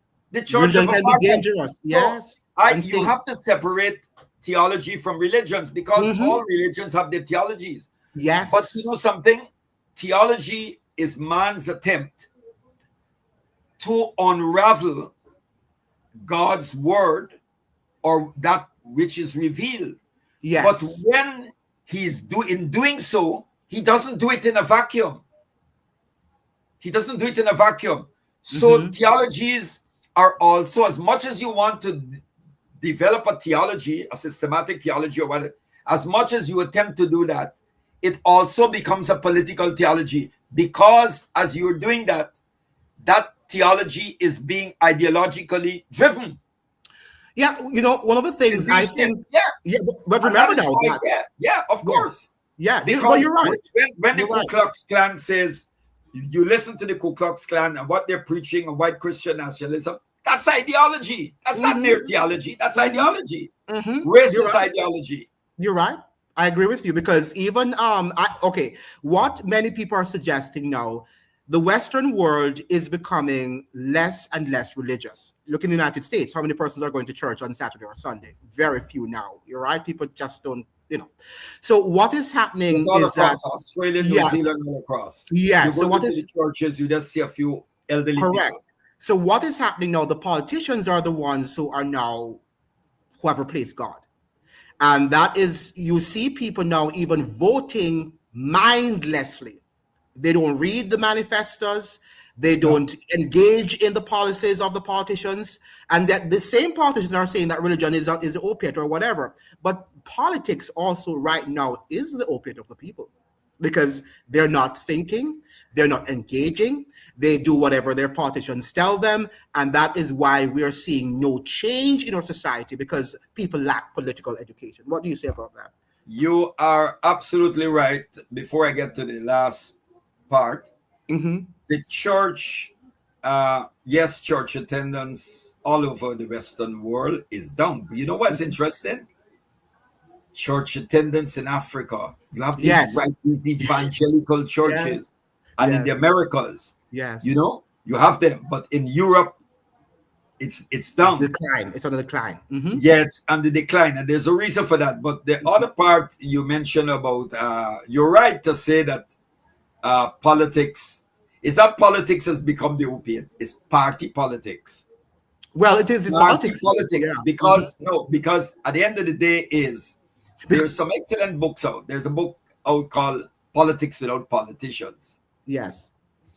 And I've always been what party politics is alienating, apart from it being the opiate, right? You see, you can have politics without political parties. How did African societies organize their politics, their polity, their governance system? They have no political parties. How did they mobilize their governance system and everything? Without political parties are an invention of the West. Did they have the And level? liberalism.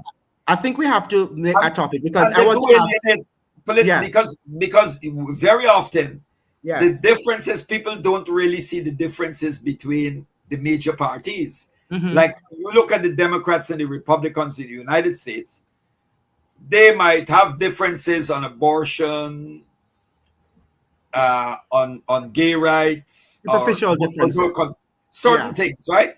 But Superficial. when it comes to the empire, to maintaining the empire, or the way the empire deals with us, those outside its gates, the so-called barbarian, they unite. Yes, because if you notice the reason why they've united around, they or have differences for gay rights and for all the other rights about abortion, it is a subtle attempt, as I'm suggesting, to merge religion with politics, because they want to tell us how we should lead our lives. You shouldn't tell me about who I should sleep with. What does a person have to do with that? Or you shouldn't tell me about if I should abort my child. That's up to me and God. That's not up to me and the state. That has to do with me and my conscience. So the both of them, from the right and the left, are taking over a religious mandate that God did not really impose upon them. That's not the role of the state in either jurisdiction. Do you know, Andrew? I just want to say, no, I don't disagree with you. Do you know that it's interesting that I resided in Libya for a number of years. Yes. And Friday in Libya is like Sunday. Yes, okay? because of that's Muslim. right. So you don't work on Friday. And do you know, in Libya, Christians get the day off to go to worship.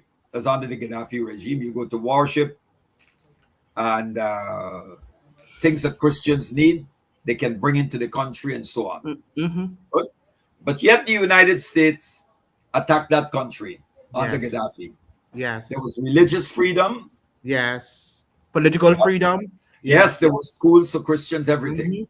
Do you know that I think it was but roughly 2 years ago, if so long, a Jewish political party was pushing for legislation that would outlaw in Israel mentioning the name of Jesus? Wow. Yes. In Israel. Yes. Well, Israel is a dictator.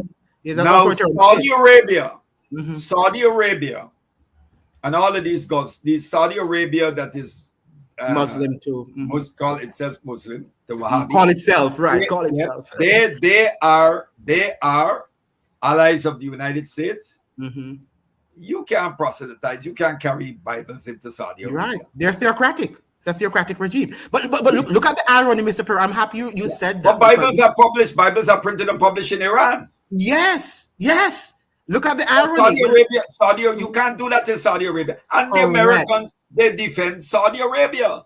Correct. And you are calling Iran this and that. These are things people need to know. Yes, but the people understand now that what the United States is using as pretext is never the pretext. It's always something deeper, and that's why people are understanding that they want to control that Strait of Hormuz and the oil and the gas and things there in the country. So they're only using these things as to suggest that they're there for freedom and democracy when it's not true. No, I remember Muammar Gaddafi giving a talk, and he said, "We are not here to impose our religion on anyone." He said, "If you want to accept Islam, you're welcome." You accept it. Yeah. He said, "But you know what matters?" He was speaking to the young people. He said, "You know what matters? Yes. If you're a Muslim, try and be a good Muslim. Yes. If you're a Christian, try and live by what Jesus taught." Says yes. And that is what that our common humanity, that we Yes. are all children of God, created by Mhm. God, Yes. and we Yes. only submit to our Creator.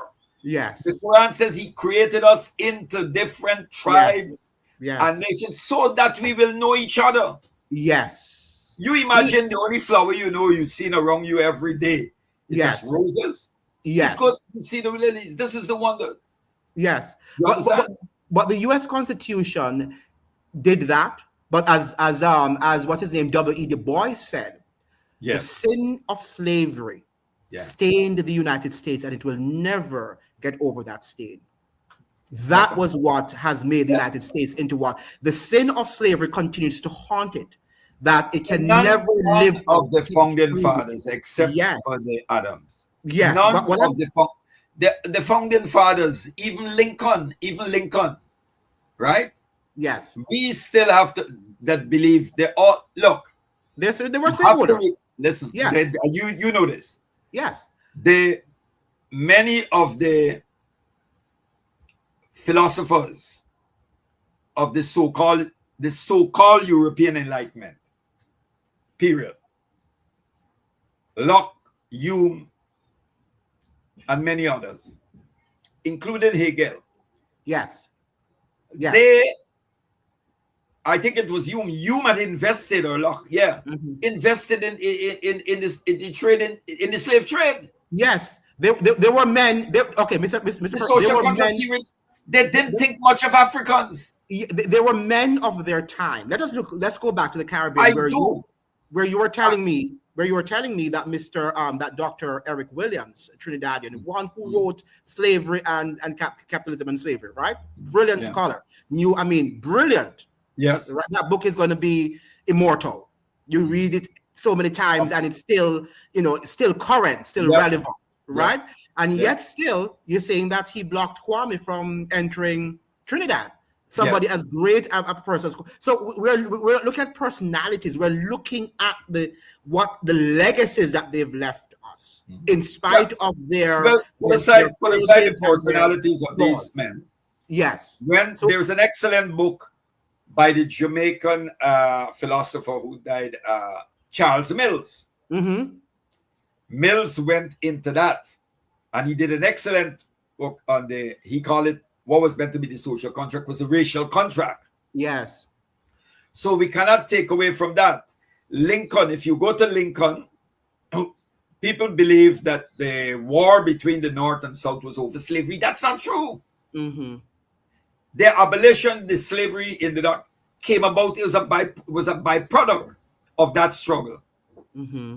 Because in the Lincoln-Douglas debates, go and read the Lincoln-Douglas debates. I read it. Lincoln I read said, it. you read it, two sets coexist here. He said, and Yeah. I don't believe the rhetorical superiority goes to one and to the white man. In fact, he wanted after the Civil War, he wanted blacks to leave. That's He right. wanted them to leave the Well United States. said. You see what I'm Yeah. saying? Correct, correct. I think we have made this point already, Mr. Pereira, that We did the touch on that. elites, the elites, whatever they're talking about, and that's what I'm trying to make to the viewers here. Whatever Yeah. you're hearing in the news or whatever wars the United States or whatever power is fighting is never the real power that we want. It's not our That's agenda. right. That's right. And that's why the slaves, even though the Civil War was not about slavery, the slaves Slavery. made it the central That's right. point of the war. They That's right. made it that way. So what are we doing now when we're seeing the war on Iran and we're seeing war here and there? We need to move away from what they're telling us that the war is about and make our needs the central point or focus of that war. That's right. That's what we have to do. You're absolutely right. And they've done that then, and they're doing it today. A good example is, do you know, I think it was 4 months before 4 months before the invasion of Libya. Yes. Libya and Gaddafi received a human rights award. He was a good man. He's a good man. They received that award. And then suddenly, you know what happened? You had that uprising in Tunisia and in Egypt. Yes, I remember. Mm-hmm. So Libya is there. So two houses on fire. So they say, Right, let's burn the house in the middle. right. But they started off by saying, oh, Gaddafi is killing his people. Lie. It Yes, was an absolute yes, lie. The yes. overthrow of Libya was because Gaddafi was sitting on 150 tons Mm-hmm. of gold and Mm-hmm. 160 tons of silver. And they sodomized him, Mr. Perreira. Yeah, That was so and they sad. had to fund it. So they were going to bring in this dinar. It came up, the golden dinar that they would use. And Libya was setting up a bank in the Caribbean, which was I supposed to remember. be located in Margarita of Mm-hmm. Venezuela, Mm-hmm. so that Caribbean countries can have access to it. Yes. And with the gold dinar that you will have to purchase against. Do you know that Macron, not Macron, sorry, Sarkozy Yes. sent a delegation to Libya to tell Gaddafi, you cannot do this, to Yes. undermine the franc and so. And Yes. Sarkozy got On Hillary to Clinton Trump. on board, Yeah, Donald Trump. On to Obama. Obama was in office onto then. Obama. Mm-hmm. Yes. And they decided, because the destruction of Libya was to make sure that would have bring down. And you've seen it today. Now Yes. everybody realizes that this, you look at what they're trying to do to the Sahel countries of Burkina Faso, Right. Niger, and Niger. Mali. Mm-hmm. And using our people like Nigeria to So accomplish yes, that sort of because feat. Ibrahim Traore and Yes. Ibrahim Goita and the others, Abdullah. Yes. Look at what they're doing. Yes. They're trying to, because they realize that, look, we had this independence we have is a false independence, it's flag and Mm-hmm. anthem, not an Mm-hmm. independence of substance. The French franc, Mm-hmm. the French control. Mm-hmm. Yes. Paris is bright at night, and we don't Yes. even have electricity here. Yes. Yes. No, you're right. And they're You're right. trying, and you know what they're doing? Because I wrote about this and I said it, and it's happening. Because I've been studying these groups for a long time. In Libya, I worked with a department that focused on that. You know what they did? Those fighters who brought down the Assad regime, Mm-hmm. they're moving them now into the Sahel Mm-hmm. to destabilize Yeah. the government. Yeah. And Yeah. the Ukrainians are providing intelligence services to them, to these so-called jihadists. Why? Because Ukraine wants to get at Russia, Mm-hmm. because Russia is helping the Sahel states with security. Yes. But did you hear what Russia did the other day though? Russia this could be a lie too, because the Western media lie a lot. They were Yes. the political newspaper of the United States said that Russia was trying to enter into agreement with Trump that if the Ukraine fails to proffer those countries with intelligence, then Russia will stop giving intelligence to Iran. So they were Yes, I trying, saw that. according to enter into some sort of agreement. What did you think about that? I don't believe that. Right, It doesn't right. make sense. It could be a It lie. doesn't make Yes. sense because in any case, remember, before the attack on Iran Mm-hmm. by the United States and Israel, the United States was accusing Iran of supplying drones Right. to the Russians. Right. Right? Yeah. So, of course, Andrew, one time I confronted a BBC journalist years ago. Do you know that every BBC foreign correspondent, to be a foreign correspondent for the BBC, you have to be okayed by MI6? I'm sure. And that the CIA, Oh, yes. if you publish a news MI6. an article in the New York Times, Washington Yes. Post, you have Yeah. to get the CIA pass. Yeah, you have to get, yeah.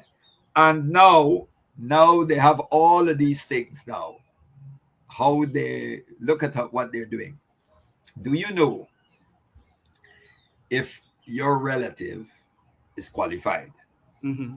highly qualified, and they apply for certain jobs, there's a question now that they're asking: are any of your relatives connected or politically active Yeah. party? You see that? Yeah. Mm-hmm. This is what they're doing. Beautiful point. Yeah. Mm-hmm. This is what they're doing. So if you're your son apply or I son, and then link the names, it's enough. No matter how qualified you are, you're not going to get a position. So this is the new authoritarianism. Which leads us to the Trump now deciding that he is going to now implement a mandatory draft Yeah. for all men 18 and above, I think to 18 to 25 in the United States. We know that it's going to begin with the United States first and United States citizens.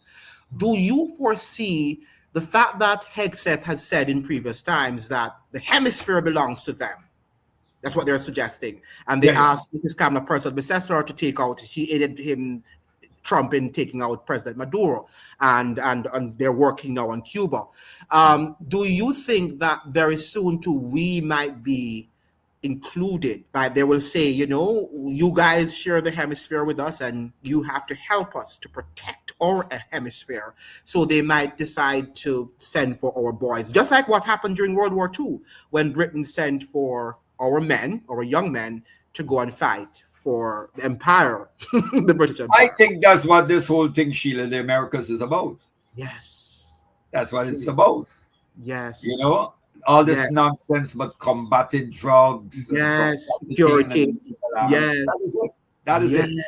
You know, they've taken, you remember when the Americans went into Grenada, they took troops on the sort of Caribbean islands, dress it up. That's the same thing. That's what's playing out. Yeah. That's what they're doing. But you know, what they're also doing is, this is a global intifada. Palestine, well said. Palestinian affairs has become a symbol of resistance. Demonstrators are doing it all over the world. Everybody. Yes. And they are, this is, their idea is to clamp out all forms of resistance. Yes. Anybody, if you have any organization, anything you speak out or you challenge the empire, they will come after you. And programs like this. Yes, are targeted. Programs like this. You are doing a great job. Programs like this. This is counter hegemonic. They're going to go after it.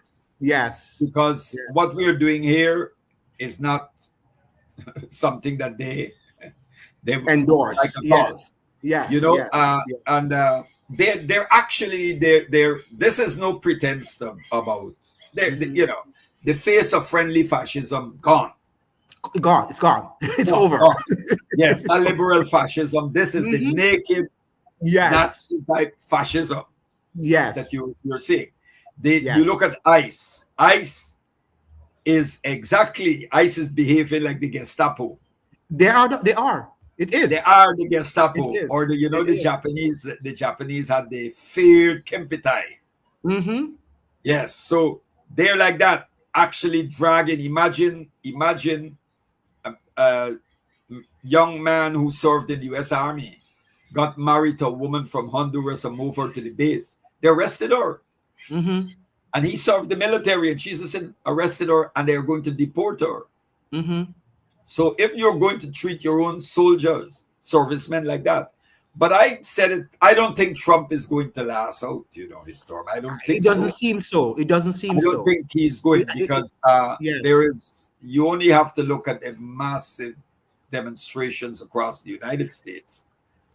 And the economy is not doing well. Yeah, but I think I think that Vance or even Marco Rubio, if he should be replaced by any of these men, are more dangerous than him. Right? I think that they're more dangerous than Trump is. Andrew, they're all psychopaths. They are. You listen to the language, you listen to these people. And they're more intelligent, psychopaths. Kill. Yeah. Well,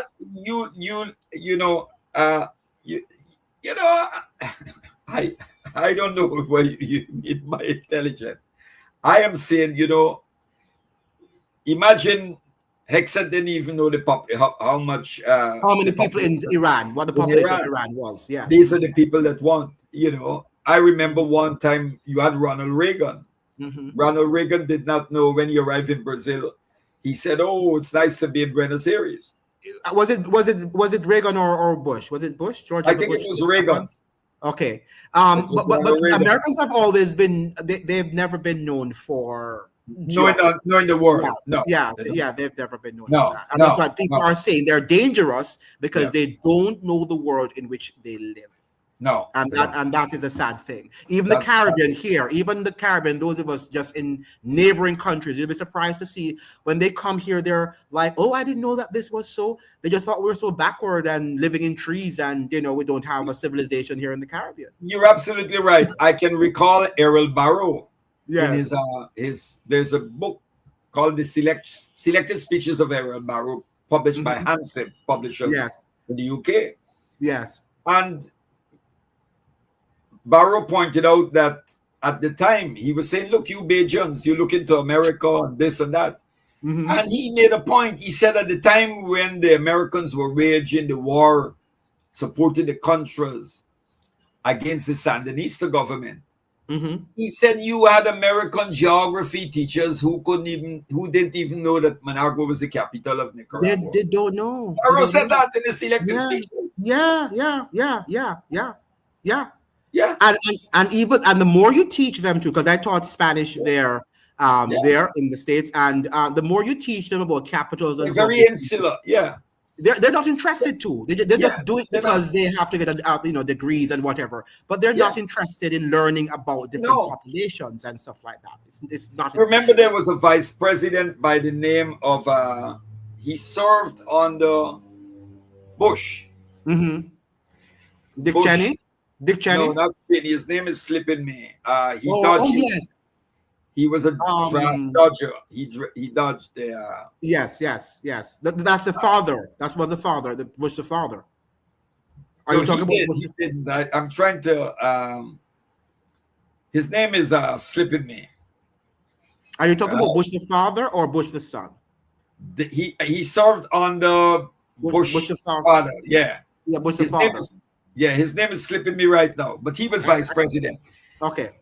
He went to school and took the chalk and was writing on the board and couldn't spell potatoes.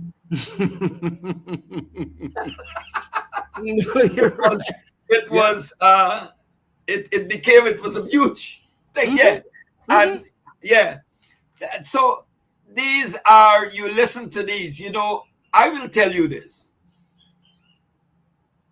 You look at Eric Williams, for whatever you want to say about Dr. Williams. Brilliant. And you look, brilliant. And you take Forbes Burnham from Guyana or Michael Manley. And you put Dr. Williams, Michael Manley, and Burnham. Burnham was a gifted. Yes. Great man. Yes. And you put those men to debate any US president. They would win. Destroy them. They would win. They would win. But you don't have to tell me. You have to admit that. You don't know because you know what happened. I taught in the United States at the university level, and you have the Caribbean students. Do you know a white American told me, and I thought when I went there she was racist, right? Yeah. He said to me, I can be passing any lecture class, any class you say, and I see a group of students seated in the classroom. And she says, I can put my hands on the Caribbean students without even knowing where they're from. Just the way how they sit, the way how they comport themselves, the way how they answer questions. We're just different. When I taught them, and when I began to teach now, I realized that it is true. It is true. Yeah, you see, we bought into this this meant this incarceration. Yes, mental slavery. You know, brother, when we were growing up, when we were in high school, the Nigerians had an embassy in Trinidad, a high commission. Yes. And the ambassador that was accredited to Trinidad and Tobago, he was the one also accredited for Guyana. And he would come to Guyana certain times of the year, and they would offer scholarships and so. Mm-hmm. And you know what was our dream? Mm-hmm. We wanted to go. Nobody was talking about Cambridge. We Right. wanted to go to the University of Yes. Ibadan Yes. in Yes. Nigeria. Yes. Yes. Amadou Bello in Yes. Nigeria. University of Ibadan in Nigeria. Let me tell you Yes. something. Do you know that the University of Khartoum in Sudan, and Ibadan and Amadou Bello, and they have the university in Morocco and Senegal. Do you know from Ibadan, I saw Nigerian students who left and they had to go to the UK and they had already finished second year. Do you know what they did new in second year? What they did the second year, that was being the programs in second year, they completed in fourth year. Yeah, but let me tell you something, Mr. Perreira. You talk about second year. I met Trinidadian, right, in the United African States. universities Yes, I know, but I met way ahead of many in the West. I met a Trinidadian who attended the University of the West Indies in Trinidad, Yeah. the St. Augustine campus, and he Yes. was a physicist, somebody who Yeah. did physics, Yes. and he did his master's. I think he did his first degree at the University of the West Indies, and when he went to Howard University to do his master's in physics, Yeah. he told me, Andrew, let me say something to you. What I did in sixth form in Trinidad, I was just going through the masters like nothing. He wasn't See that? challenged. Exactly. He Now, wasn't I'm challenged. not surprised. Imagine that. Yes, I'm saying What he wasn't did in sixth form. in sixth form.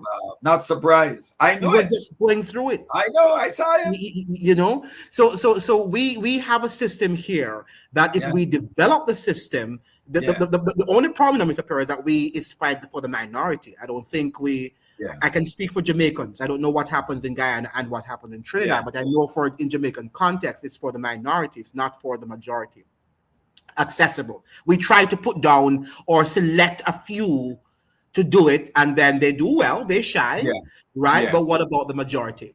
And Yeah, I because see, and the US the does that. The US education- does it for the majority. Go ahead, Mr. Perreira. The education system was always elitist. Yes. Always. Yes. Always. Yes. While the And, United States is not for the elites, and you find that Yeah. even though the system was not as fast forward and elitist as ours in the Caribbean. Well, they do have theirs too, because they have the Harvards and whatever, these elitist universities. But the fact of the matter is that they are able to produce quality professionals to some extent, while we sometimes, those of us who think that they are, they come from elite universities and they're gatekeepers in the Caribbean. Some of them aren't even highly published. Yeah. But Right? I've never bought into all that nonsense, but Ivy League and all of that. You know? I too. Yeah, have I've never bought into that. But Yes. you know, Yeah, you're correct. You're I correct. think one of the mistake, and that's a Freirian approach. There was a great book written by Ivan Illich called "The Schooling Society." Mm-hmm. I think you came across that. But No, you I've know, never I heard think the mistake our educators make, most of them, is to see education as something located in the school. Yes. In the Yes. school. Yes. And we should see it outside, that the education is not just in the school. It's should more be in the outside. community, it should be in the workplace, in the It's family. more outside. Yes. Yes, It's more and you have outside. to get that create that integrate bridge. it. That That's bridge. right. Yes. That's Yes. right. We're not there. You know, and the other thing too is we need to rewrite our curriculum. Need decolonizing. It is. It does. It needs does. decolonizing. It does. It does. But I think we're doing it subtly, though, Mr. Perreira, because when you go to the University of the West Indies, years ago, when I hear a professor from the University of the West Indies speak nowadays, I mean, I can only talk about Jamaica. I don't know about what's happening in Guyana and what's happening in Trinidad. But when I hear some of the professors who say they're professors speaking, I don't know what they're saying. It's almost like something is wrong here. How are you a professor and you cannot articulate something that is intelligible? Something that, I can chew on, even if I disagree with you. You and I can come here, Mr. Perreira, we can talk, and we might not agree with each other, but we can, develop our thesis and say, this is what I believe. Yeah. right? And I'm seeing professors coming out. So I think that they're graduating people too because they want the money now. So they just, oh, once you have the money, come in and we'll accept you and turn you out. Well, Marley said in that song, he said, graduated thieves and murderers. That is it. That is it. That's what we're doing now. Yeah. But yes, but Yeah. you know, my brother, and you know, we are not, the emphasis on critical thinking Correct. is not there. It's not there. I can recall we were doing economics in high school. In the you started economics in the fifth form, right? And you can do the advanced in the sixth form. And when we started off, we had this economics teacher. So at that time, we were reading Marx. Yes. We were struggling with Marx, trying to Yes. read certain things and so.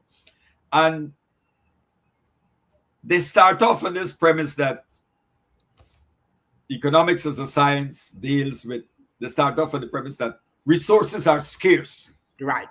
Right? So we have to compete for scarce resources. Absolute fraudulent. Yes, it is. Absolute nonsense. So here we were reading Marx, and then we got up and we started to challenge the teacher. And he turned around, he didn't like it.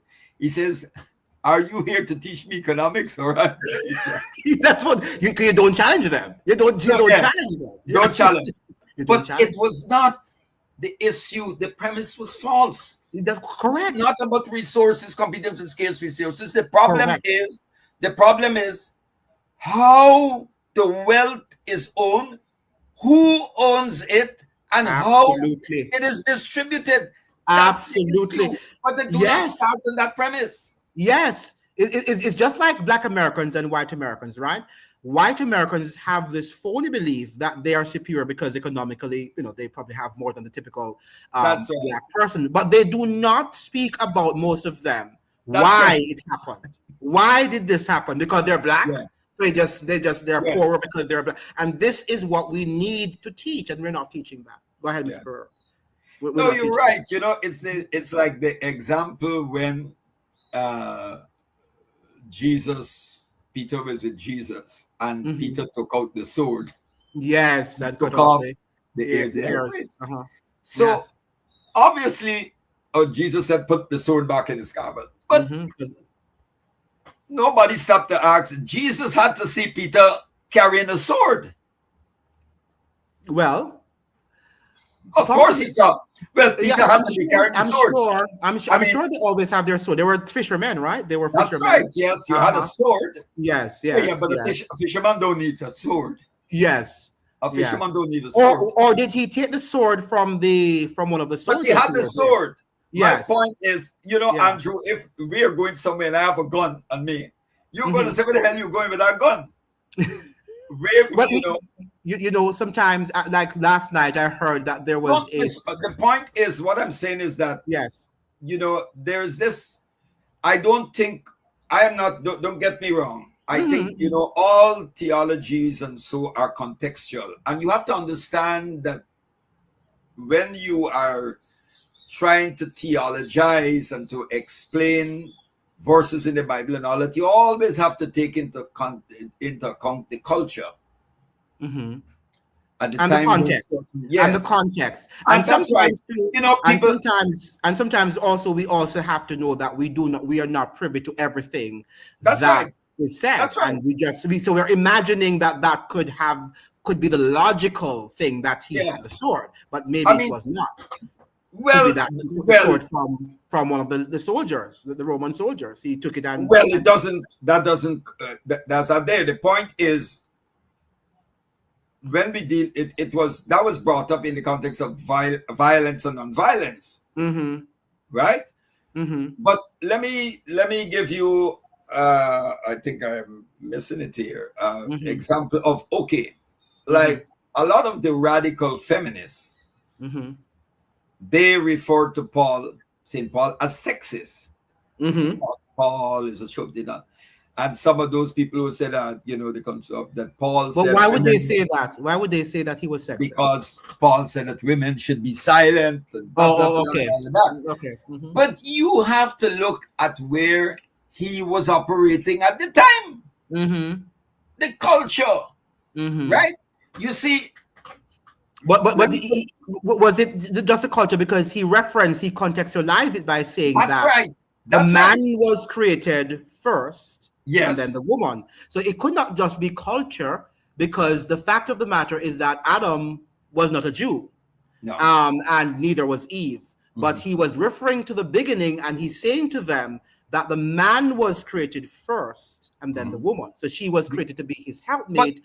So therefore that, and I don't think he was saying that the woman should not talk at all. But no, what no, he no. was I'm not saying saying, that. I'm saying that they that should is not. what the radical feminists say. I'm saying that Correct. if you are Correct. taking a message, if Yes. you're taking a message, you have to be very sensitive, culturally sensitive, right? You're right. You're right. Okay. Now, in some places, if you can plant your foot, as they say, lift your foot Yes. in a discussion, and your shoe, you can see your shoe bottom. In the Yes. Arab cultures, where you do It's not do that. disrespectful. Yes. It's disrespectful. Even to the Hausa people who are Muslims, you don't do that. So Correct. cultural sensitivities. All I'm saying is, Correct. if you're taking a message, so Yes. he was very sensitive, because the Yes. idea was to get the word out, Yes. to preach Yes. the word. Yes. But you had to be tactical, Yes. because as much as we might talk about the revolution, some things are also evolutionary. Right.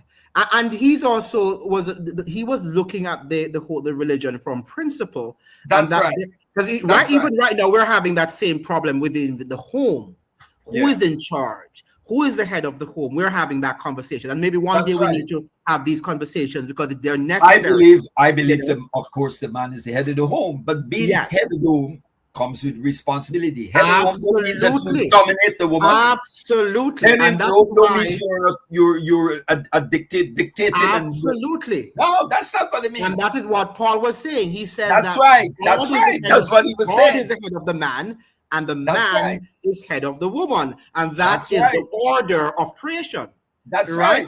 Look at the animal kingdom. Look at the animal kingdom. Even though they can't speak, but they have their language too that they speak among themselves, right? And they know who is in charge. That's right.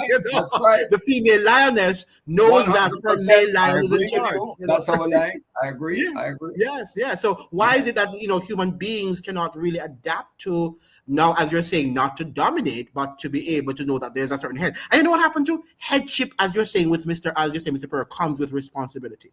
That's right. You and I know that to be a prime minister, for example, and a president requires lots of energy. I see women who want to become pastors, and they don't know, like in the Caribbean, that pastors have to visit many homes and do many things, and the physical energy is taxed. Yeah. Which, of course, you're not talking about the Joyce Mears and the Bynums and those hustlers. Yes, that's what I'm saying. But women are saying, we just want to be pastors. Yeah. And I'm saying, do you know the responsibility that comes with that That's job? right. That if you let us say you have children, she has children, and she has to feed and nurse and all, and she has to go out. She will not be able to do that. Right? And then this is what women... I agree with you. I absolutely agree with you. I always give the example. Look. And our politicians need to look at this.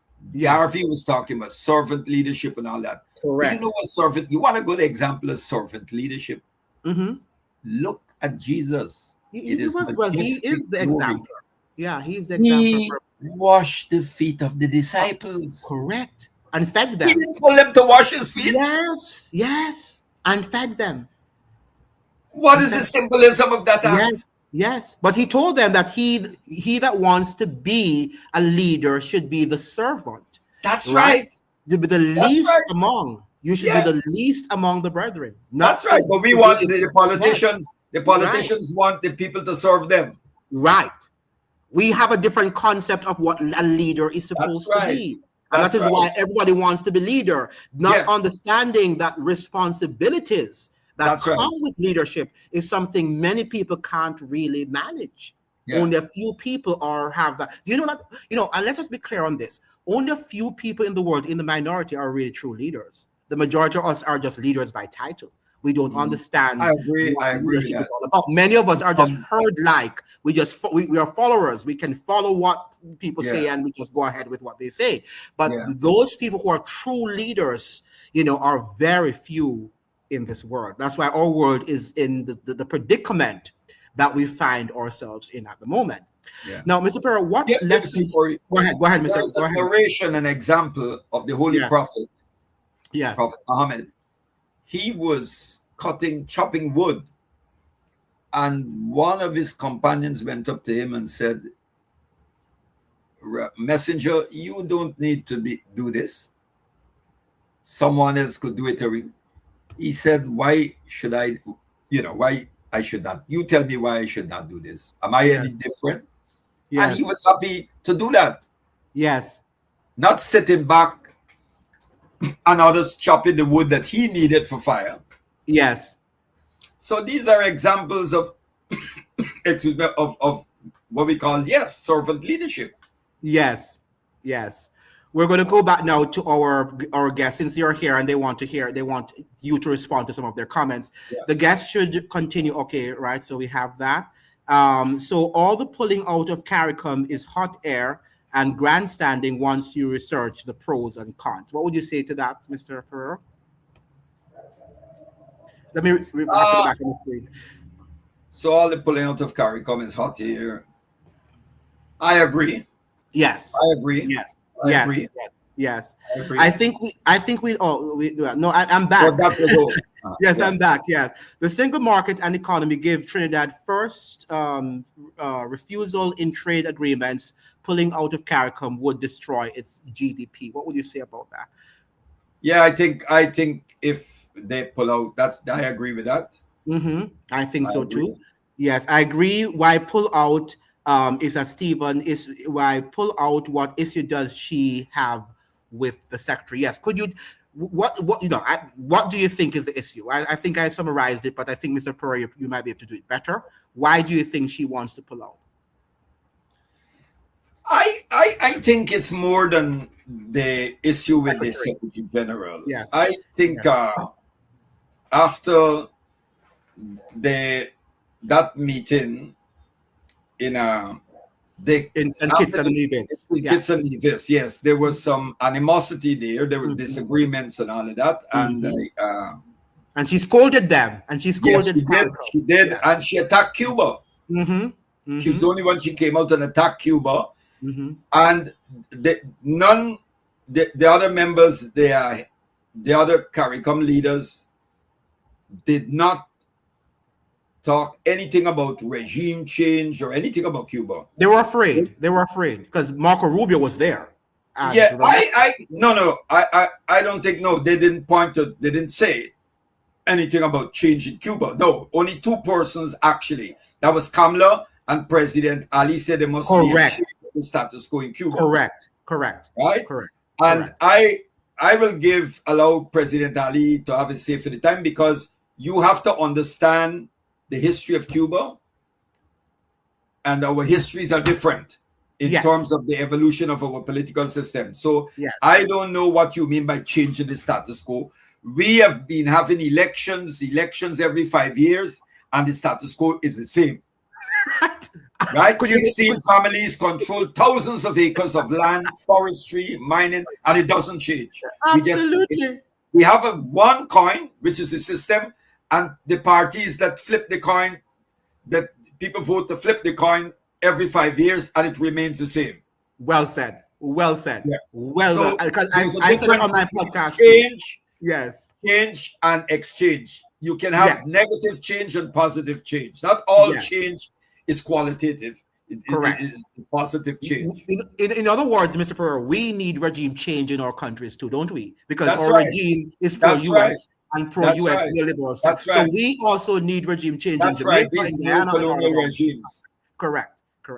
Marie says yes, abusive, and thank you so much, President Jafar. And those of you who'd like to support the program, I have my Cash App. You can send it there. You can direct your funds there. Thank you so much, President Jafar. President Jafar is also saying, if we all want to know why the surge in gun violence within the Caribbean, Kamala is lobbying for gun trafficking. And I'm hearing this And I understand, Mr. Perreira. I don't know if you know or if you have heard too, because these are allegations. I can't confirm them, but that the Indians are primarily responsible for the drug trafficking and second hand cars going into Trinidad and whatever. Do you know? Are you aware about that? Are you aware of that? Well, let me tell you what I know here. There is you know, ever so often there at the airport, Mm-hmm. someone is arrested for taking drugs or caught with drugs, Mm-hmm. and they go to they're jailed, Yeah. fined and jailed. But the big ones behind it, we never know who they are. Right. You know, you would believe that if someone is arrested with 10 pounds or 10 kilos of cocaine or something like that, Mm-hmm. that you would put pressure on them. I'm not saying Yes. to torture anybody, but to put Yes. pressure on them, even if to tell them, look, your sentence, you're going to get 6 years. Mm-hmm. Give us information, as some people do in the United States, you'll get a 3 years. Mm-hmm. You don't ever. And to finance all of that drug trade in illegal drugs and so, the people behind it have to be people with money Mm-hmm. And contacts and power. and contacts. Yeah. Yes, definitely. Yeah. So yeah, definitely. But you don't. It's some carrier, a mule is caught, and that's it. Nothing Yeah. further.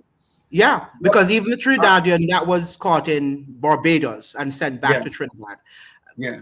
I think that's something that would happen to me because I'm an underdog. Yeah. If I go to Barbados, they might send me back to Jamaica. Yeah.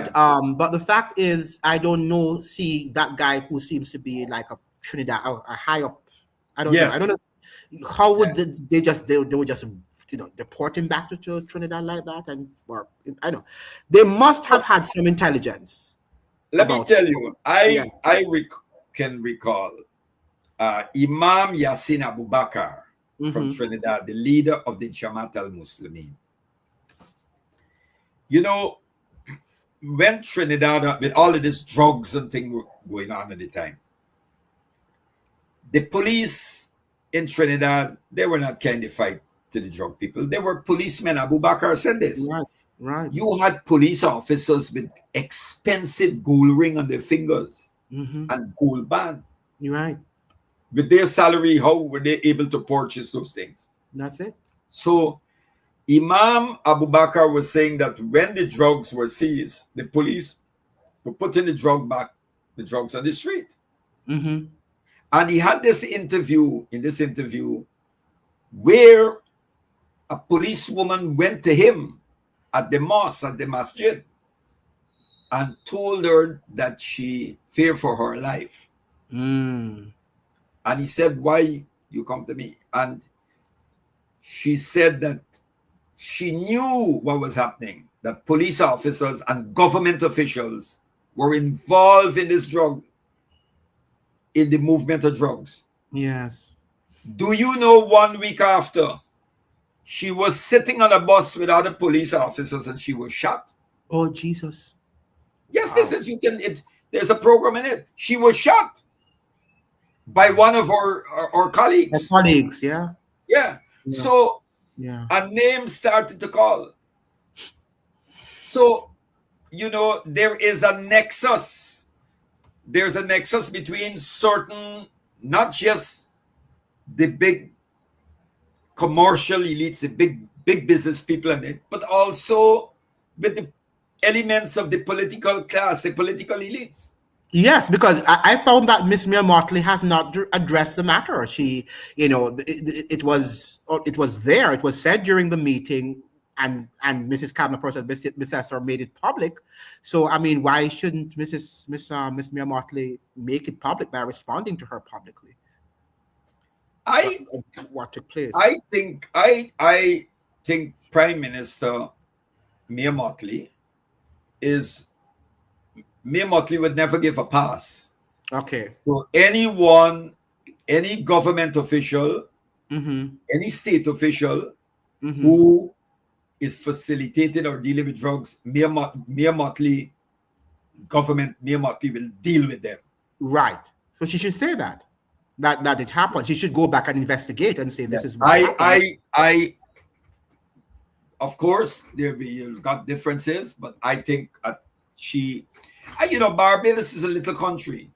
And And yes, I don't think and orderly. we Yes, expect Barbados, countries like Guyana, and Trinidad, Jamaica. and Tobago, Yes, who should be yes. punching in their league, are not doing Mhm. so. Why would we expect poor Barbados to do that I see at the what you're time saying. when all? So Mhm. I think she said something. She said, "We stand with Cuba. If you want to remove my visa, take it away. Take it."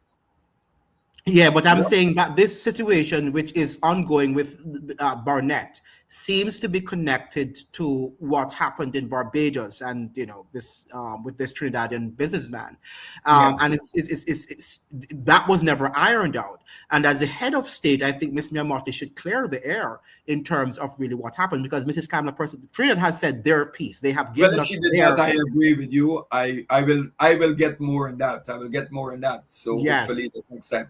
But I just saw before USA branded Kwame Ture domestic terrorist. Well, yeah, wow, they did. I just saw a word there, a joint word. I love it. yes. Negropia. Oh, let me Negropia. put, yeah, let me put it back there. Yes, I Yes, love that. yes, That's right. yes. That's right. It backstabs and undermines our progress every time. Quite true. But I like The, I the like word, the we word that call he them has the coined. Anglo-Saxon Yes, class. Negro. The Yes, yes, Afro-Saxons, I like that. Negroopia. yes. I love it. Love President it. Just Jafar, love it. President Jafar is always up on his Yes. accent He's footprint. very Yeah. innovative. Yes, very knowledgeable, Creative. and yes, yeah, he's passionate. Yeah. This one is saying many of us still think that colonialism, a mask for white supremacy, was removed by independence of many Caribbean nations in the 1960s and 70s. The truth is that the form changed and substance remains. What do you say about that? Absolutely correct. Yes, I yes, endorse that. That is what we yes. say here. Absolutely correct. Absolutely, absolutely. Our political class is totally subservient to the USA and the UK. That's right. Mm-hmm. That's Mm-hmm. right. So we need regime change, right? Yes. Yes, we need regime change as well. The treatment of Kwame Ture is emblematic of the lack of autonomy and true sovereignty of many Caribbean states. The depth of debate needed involving various perspectives like his is lacking. Agree. Yep. Yes, yes. Yep. And why do you think it's lacking, Mr. Perreira? Why do you think the debates? Because we have the intellect, the people who know. Why do you think these debates are now lacking? I want to reduce it to one word. People, they're cowards. Yes, yes. You're right. Cowards. No other. Yeah, you're right. Yeah. Yeah. You look, I know people who they run into me and they will congratulate me. They say, "You're this. We admire what you are doing," and all of that. But if you tell them to come to one thing, they don't want. Yeah. This thing. We're seeing. Yes. They'll meet you for a cup of coffee or something and talk with you and thing or so, run into you on the street, you come out of the supermarket or so. We agree with you. But yeah. No, you're right. Because there were lots of doctors, right, during the pandemic, who even in the United States, who were saying that, they didn't agree with what the state was doing and some of their, their mandates, yet still they were afraid to speak out. So the ones who spoke out, they were hiding behind their chest. I want to speak out, Mr. Perreira, but I don't want anybody to take away my job. I don't want anybody to do this, do that. So you're correct. Yeah. You're correct. Well, the price. This is the price you will pay when you stand up for the truth. Because eventually we'll all have to stand up. That's right. The whole thing. I tell you, eventually every man and child and woman, everybody will have to give an account to where we stand. Jamal Abdel Nasser said that the true purpose of life and give meaning is when you stand up for those things. And I have always used my education and my knowledge to fight for a better world, to help others, to empower them. I reject the banking concept of transmitting knowledge. as Paulo Freire pointed out in Pedagogy of the Press. I am not this wise sage on the stage, and you're this blank recipient just deposited in you. Mm-hmm. As we engage this world and navigate the terrain, we learn from each other. We learn from each other. We learn from each other. Mm-hmm. That's the best Yeah, way to we learn. learn from each other. Yes. Yes, yes. Such a rich history, a legacy of the thought by Kwame Ture, Lloyd Best, Marcus Garvey, C.L.R. James, and many others remain extremely relevant and not sufficiently debated and applied to issues faced to I move absolutely forward. agree. And Yes. since we're talking, Lloyd Best was the founder of the Tapia House movement. The Tapia House. And you had C.L.R. James wrote a piece on the end of party politics in Trinidad and Tobago. Mm-hmm. And there was an organization called the New Beginning Movement in Trinidad of brilliant intellectuals, Clive Harvey, Wally Low, Clive Bockerini, and others. Brilliant. Some of them went to what was then the university where they broke up the computer. You remember during the solidarity with the black students? Oh, John University. Yes. The name now, they changed the name. Yeah. Yes. And in that, many of them were influenced by James, but they argued in the New Beginning movement. And that helped shape Maurice Bishop's movement for assembly of the people. They were saying that on Tapia House, we have to go beyond the traditional political parties, the party structure. And you had NJAC, National Joint Action Committee. We have to create what they call assemblies of the people in the workplace, in the community, so that people can be involved and have a say in the decisions that impact their lives. Mm-hmm. Mm-hmm. Mm-hmm. Right? Mm-hmm. Because I think institutions, if they do not transform, they become obsolete, stagnant, and die. The political party as an instrument for mobilization and for transformation is obsolete. It's obsolete. Communism and socialism is a mean to alleviate the most vulnerable of your society, and when everyone is in decent standing, the free market can take over. Your response. Okay. You You see want the me to title of put it this? back? Yes, Look at it. yes, I'm seeing it. I can't say the entire word. It's red. Could you read it? It's Communism in the Bible. Jose Miranda. Okay. A liberation theologian. Now, I Yes. agree with what communism and President socialism. Mm-hmm. Yes, I do agree. But one of the things is, yes, I agree. He's not saying anything wrong, but I just want to say one thing. There's no such thing as a free market. There's a myth. That's a myth. I agree with that. Good. The other thing I think that some orthodox Marxists and some communists mistakenly made, was to believe that by having a planned economy, it's the planned economy versus the market. No, they can complement each other. And that's what the Chinese realized. The market is not synonymous with capitalism. The market predated capitalism as a social and economic formation. Yes. You can So you use can have a the mixed market economy. to allocate goods and Yes. services. Yes. But the interventionist state must be there, not to manipulate, not to control, but to make sure that the market, right? Because we know that if the market is left itself, it will allocate resources to a few. To private interests, right? That's It's right. going to allocate in its interest. That's right. Yes. So if there is no role, if you just want to tie the hands of the state, it's like the next thing you will say, look, we can have we can have boxers in the ring and we don't need a referee. Or we can have a game of cricket without an umpire. Yes. Sorry. Yes. Yeah, exactly Or so. cricket Exactly so. Or football without a referee. Yes. Or children without parents. Or Right? children without parents. So yes, my brother Jafar is right. And no, we have seen that the free market is a myth, because one of the things you notice is even in the United States, there are some populists who are not socialist populists, right-wing populists, and they're attacking capitalism. Because every time you have a crisis, an economic crisis and a downturn, you know who suffers? The small and medium-sized businesses. Always. And capitalism has this inherent tendency to do that, to concentrate wealth in fewer hands. Yes.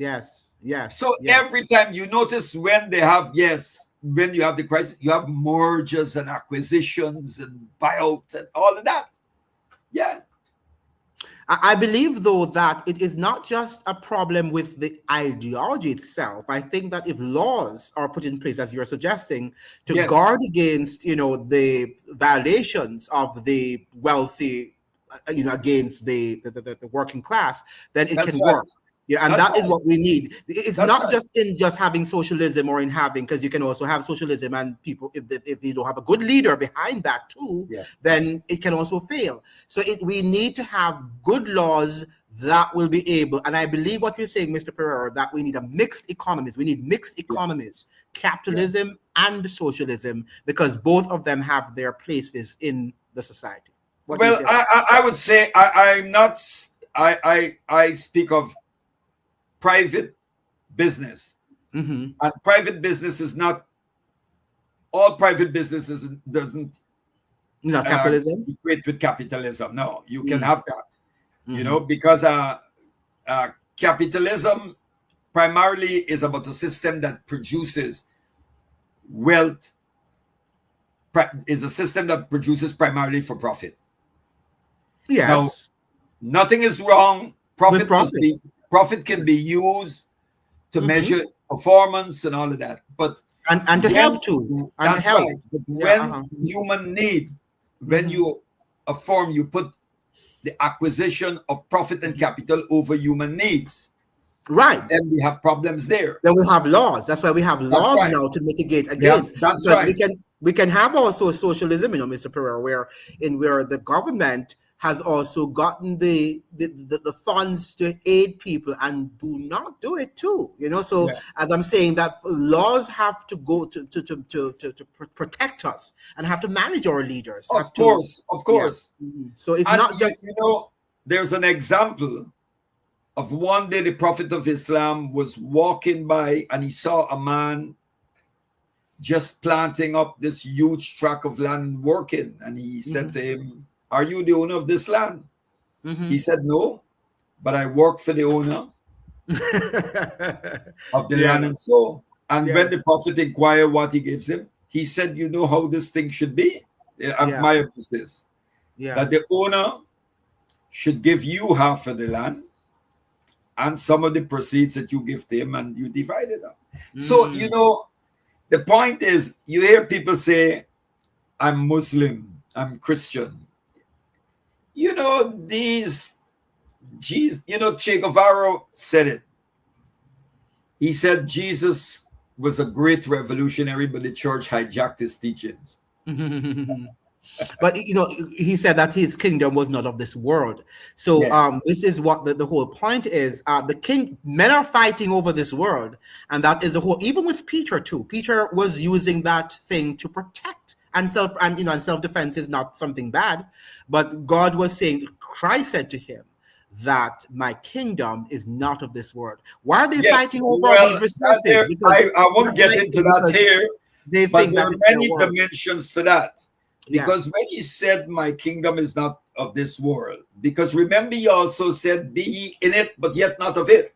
Correct. You are the devil in rules this world. You have to live in it and fight, but do not go with its ways. Right. That is one of the meanings too. The ways, the dominant ways, the ways of man, the unjust ways. Right. And the devil, the prince of the air. My kingdom is not of this world because it's unrighteous, it's oppressive. Correct. And the enemy is keeping with what God commanded or ordained.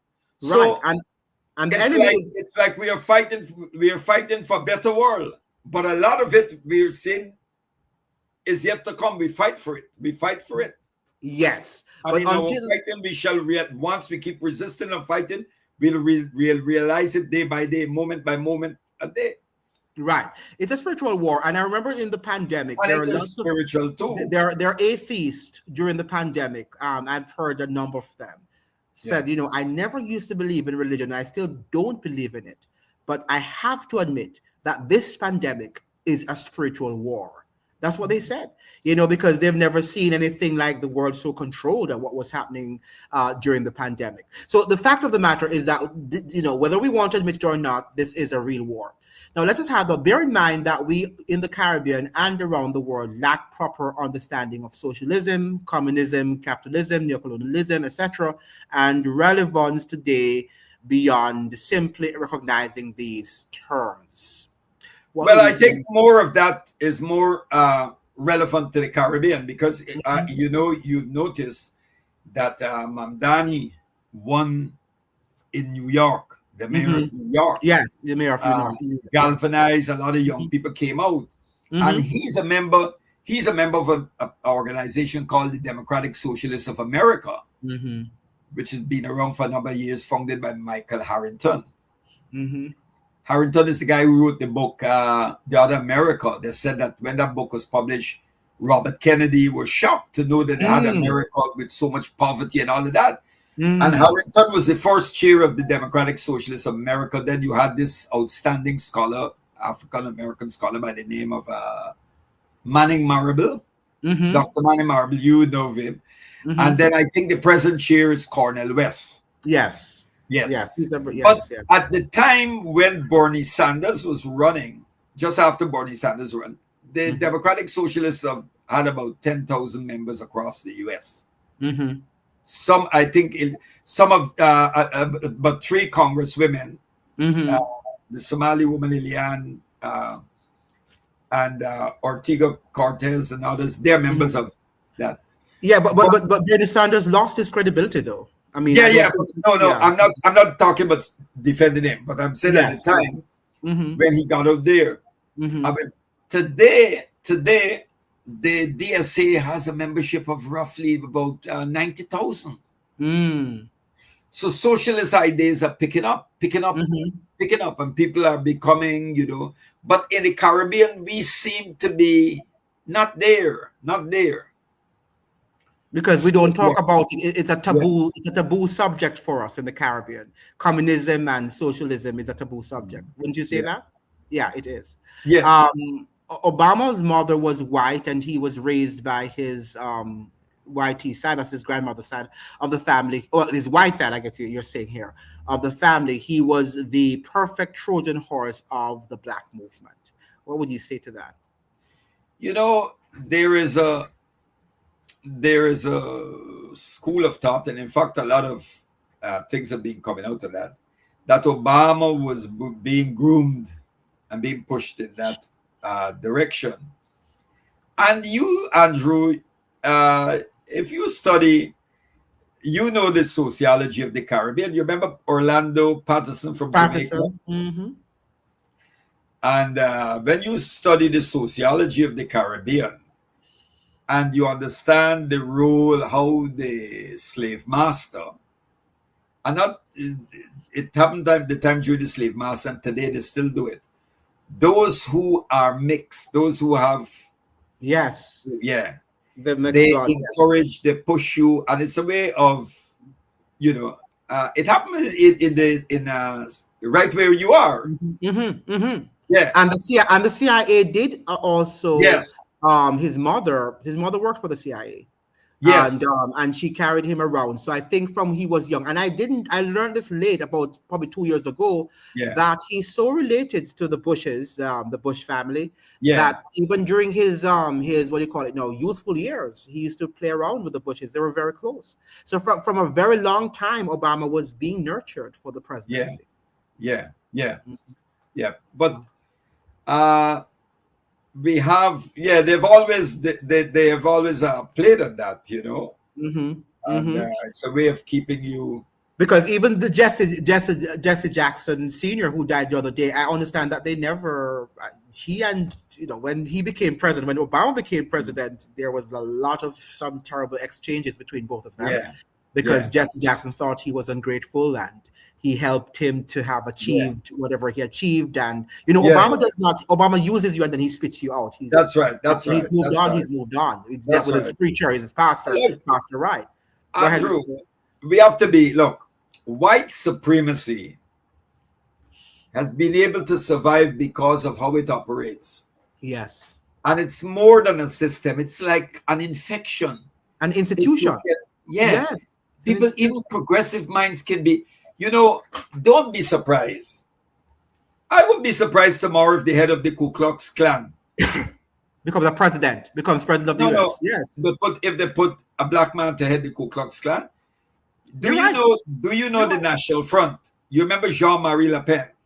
When he launched the National Front, which was seen as a very racist party, at the time, who was the leader for the National Front in Martinique was a black woman. Wow. Yeah. And if you look in South Africa, South Africa at the time, when the ANC, with all this support and all of that, the apartheid regime and the CIA and the Western intelligence services, they cultivated the Zulu base in Kata Party. You remember the Inkatha Party? It's still there. I think it has 1 or 2 seats, not much. Yes. I think it has but 2 seats in the South African Parliament. But it was founded by a man called Gasha Buthelezi. You remember Buthelezi? Yes, he founded Inkatha. And Margaret Thatcher and Reagan were back in the Inkatha. Yes. And the Inkatha, which draws the support from the Zulus, they were attacking the ANC. Attacking ANC supporters in the what you call the Natal, the KwaZulu province, and so attacking ANC militants. And the South African intelligence services, the boss Bureau of State Security, they were arming the Inkatha to attack the ANC. And let's not forget. Yeah, and Inkatha became a member of the so-called International Democratic Union. Yes. Of which the Jamaica Labour Party was a member of. Yes. And let's not forget that it was Obama who actually got the Libyan president. What's his name? Gaddafi out. Yeah. All right. So all of these things. You got a so-called black president, a black to do that. Right. That got him out. What and the white ones failed to do. Yes. And the European achieved. and he developed the whole system for Africa and for the militarization of Africa was under Obama. So we must understand that, because what happened is that people thought that he was this black president, so he would have been the face of Africa, and he was militating against Africa, and that's what they do, Whether it's capitalism and socialism, communism, or communalism, aristocracy, etc., we have a terribly poor understanding of these systems. I think I would agree. I'll tell you why. Because, Andrew, this is what I'm talking about, our education system. Yes. I think we should, there was a subject called civics. We have social studies now. I think at the very early level in our high schools, we should be discussing these subjects. Because by the time you get to university, when you're doing the social sciences, you're doing sociology, economics, and so, you've already been all of this negative propaganda. Correct. Into your head and all of that, So when you get in there, so you go and then you come before some right-wing lecturer who doesn't know head from foot, and they talk nonsense to your past. But that University of the West Indies during the 70s and 80s and up to the University of the West Indies, even again, you had some radical. We produced some great minds. Yes, and the 60s too. Yes. Persistent poverty, George Beckford. Yes, because the brother mentioned the great economist from Trinidad, Lloyd Best. Lord Best, yes. Yeah, We produce because people like, yeah, the Gorvon, the Norman Dr. Gorvons, Millet, Dr. and Millet, Dr. the Millet. Norman Gorvon. Yeah, yeah. In No, fact, Dr. Norman Gorvon, who's a strong supporter of Cuba. yes, Norman Gorvon, great mind, yes, yes, great and that is developmental. Yeah, yeah, and that you is know, what he said. He said Norman Gorman was actually saying that when they were there in the 60s, and that they would formulate policies for government. They would, yeah. as students, they would meet at lunchtime, right? And they would look Yes, at what governments are yes, doing and formulate right policies yes. Norman for government. Gorvon. Yeah, Right. How many of us are doing that now? Many yeah. of us can't do that. But we have ministers of trade. We have ministers of finance. Mm-hmm. Good. For example, in Guyana, you have a minister of finance. He has a PhD in accounting and finance. And I would bet my last dollar that if you ask him about Norman Gorvan or Persistent Poverty by Beckford, those guys won't know what They you're don't talking know. about. They would not know. They Yeah. don't know what you're Even talking Walter about. And Rodney, we I'm need sure. to get back. We need Walter, to get back. Or Walter Rodney. We need to yes, get back to these guys writing to guide correct, us. correct. Because what they addressed, we are faced with today. Yes. In fact, did I tell you that one of these days, and probably very soon, we should be looking at some of these guys. We can look like whom versus this person, Michael Manley versus Eric Williams, whatever. That way to educate us and to remember our citizens of these great minds that the Yes. Caribbean has produced. Michael Manley's book, A Voice from the Workplace, is great reading. Yes. We could also look at that too, some of the aspects of that book and how pertinent. We're not gonna talk about religion anymore. I think we have done a lot on religion already, so we don't need to do that. Maybe we can have a podcast on religion and politics. I remember did the same to Guyana and Cuba. You won't take Iran lunch money. I'm not sure I understand that. Do you understand what he's saying here? No, I don't. Yeah. All right. So let's move on to the next one. We have here many religions as distinct. I'm going to leave the religion out of it now because I think we've exhausted that. And all we know how Ronald Reagan loved black and brown people. We know that that's sarcastic, Stephen. Yeah. Recently, the whole Caribbean was scared of the bully, even Venezuela. Now the bully is on the run. Now, who's on the run? Is it Trump that is on the run? That's what you're getting, Mr. Perreira? I'm lost there. Yes. And then we have Lion Champion. The Western media are running a coordinated campaign against Ibrahim Traore, and French media and the NGOs are openly supporting the terror groups on live TV. Correct. That I agree. Yes. One of the things, these NGOs, you have to be careful. A great pan-Africanist who made the transition said NGOs mean nothing going on. I used to say that. But these NGOs, they like to appear as what you call a political liberators. Yes. But if you look at many of them, they Western agencies invite their leaders for training programs. They give them grants and all of that. I'll give you an example. And, I think Nkrumah had to deal with that when he realized after he was overthrown, the role played by some of them. Yes. You think that they say they're not political, but they are. Yeah, they are. They are. During the last elections in Guyana, I think it was the last one, an NGO received hundreds of thousands of dollars, US dollars, from the European Union. Yes. Office in Guyana, and that money was passed on to a political party. So these NGOs, you won't get an NGO helping the OVP. No, because what country in the Caribbean is known as the country of the NGOs? You can Yeah. tell me? Haiti.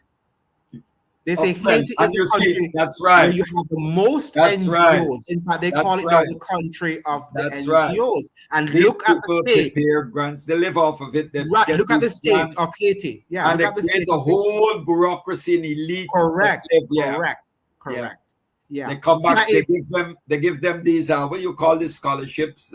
they Chevy, Chevy. yes.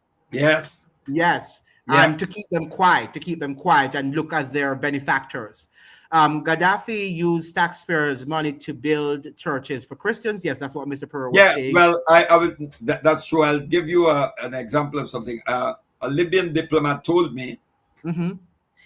he was the ambassador then. He was Libya's ambassador to Ghana, Mm-hmm. and he said one day several persons came to have a meeting with him, and they were raising money to build a church. I think it was not the evangelical. I think it was some one of the Methodist churches that it was. I think it was damaged or so. It needed doing over.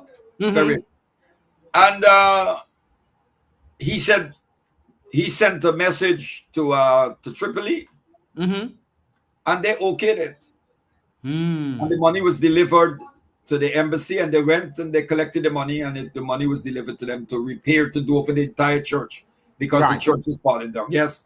Yep. Mm-hmm. So that person's right. They know what they're talking about. Yes. Well, Religion- Saudi Arabia won't give you money to do that. to do that, right? That's So the it US means allowed. that he was not a person who was dictatorial, No, as they were no, saying. no, no. Yes. I was not the Religion. man. Right. Religion is utilized more by the political elitist classes, as seen as in US, Israel, Iran, and other countries. Seen it is very selective tool to manufacture consent, social cohesion, and control.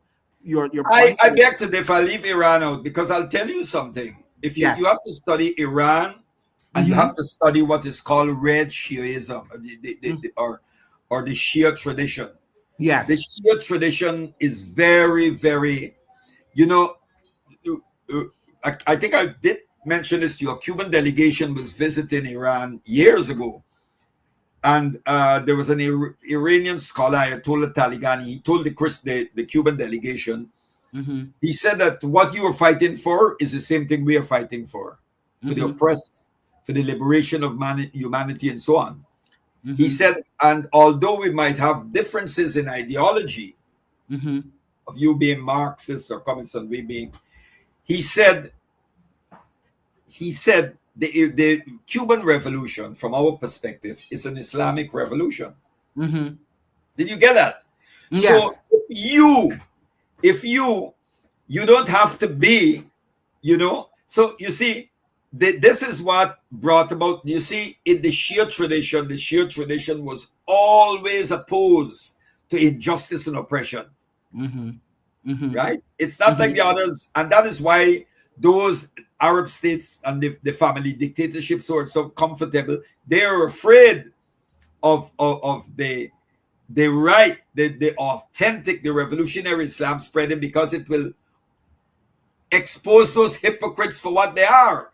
Yes. You see? Yes. Yes. So, Ali Shariat, you have to study. You just can't pull these things. The Iranian tradition was very, very revolutionary. Very Yes. revolutionary. Yes, You know? I love the Iranians. I like their civilization, and Yeah. most people know that they're very sophisticated people. Yeah, And they're you not can build a war. church, they Yeah. print Bibles, you can Yes, go to they're church, they print extremely the Torah, sophisticated. they don't Yes. interfere. No? Yes, Yeah. have a very beautiful culture and civilization. Yeah, we all know that Dr. Eric Williams and many of our politicians are high Freemasons. In fact, I heard a story, I won't say it, of Dr.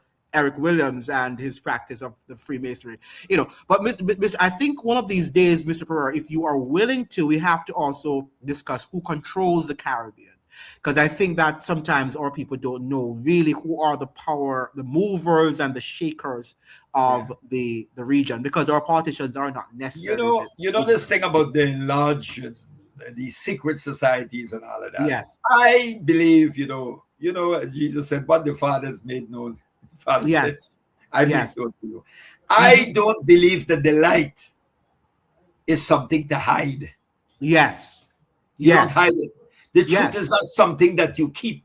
It's a Yes. secret among the minute Gaddafi once said in attacking this type of thing, he said any secret society, anything that is secret or secret society is not of good intention. Is Correct. not, you know. Correct. It is not. Nah, It is not. I have my yeah, You're correct. You're spot on, yeah, Mr. Perreira. yeah. Yes, Rodney needs to be celebrated more, and his intellectual legacy applied. We tend to lecture each other rather than, I like what he's saying here. We tend to Agreed. lecture each other rather than utilize effectively the insights of our Caribbean philosophers and I apply them. agree Well said. 100% because we Well have said. produced some great thinkers Mhm. that we need. Yes. Yep. Yes, but we tend to, as he's saying, to lecture about them rather than applying what they've said to our Yep. realities. Yeah, so very good. So I think, let me see if I There see was any one other. before there. Oh, let me pull up. Is it the Europe and NATO? That's what this one you saw? Yes, This I one? know targeting Yes. Yes, go ahead. 100% correct. Yes, Europe and NATO powers are now targeting Ibrahim Traore. Correct. That's right. And anything you see, Mr. Perry, you can always stop me. Read Hillary Clinton's emails leaked on WikiLeaks. Yes, I Yes, read and some.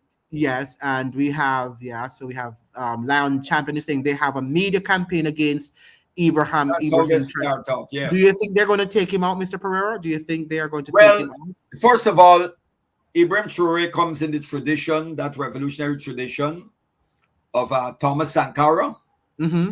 and Muammar Yes. Gaddafi. Yes. Definitely. And Yes. he is a very humble Mm-hmm. person. In fact, he attended the Friday prayers. Mm-hmm. He entered there, and no one knew he was among them. Is until he Among was them. leaving, somebody recognized him and they He flocked was around him. good. Yes, but he's leading by example, Mm-hmm. and leaders like him, they've been attempted coups against him, assassination and all of that. But as you said, this war we are fighting is not only in the material plane; it's the spiritual plane too. Yes. Yes. And those of us who believe we, as much as we also struggle and we fight, we also pray that Almighty God protect him. We do. Lion Champion is saying that Sky News and other channels did a hit piece on Ibrahim Traore recently. I don't know if you know about that. I didn't see it, but Sky News, who the owners It's of Sky conservative. News, They're conservative, right? It's a conservative. and Yeah. So BBC and Lion Champion is saying BBC is a propaganda arm of NATO. Yeah, and you're correct. All of them, CNN, all of them, Reuters, right, APT, all of them are, but we still can get news from them. Still read them. I encourage you to still read them because you get sometimes an element of the truth. Yeah, you have to. Yeah. Yes. Caribbean shouldn't hang out with demons.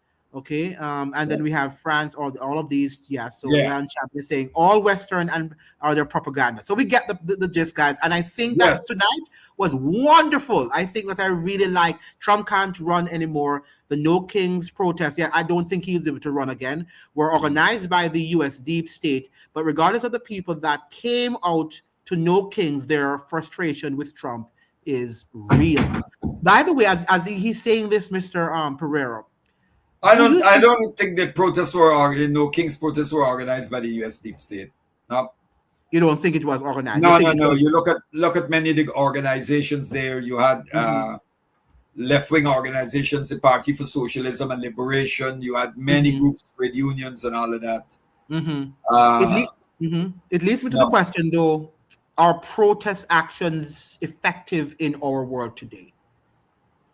Well. Of course, as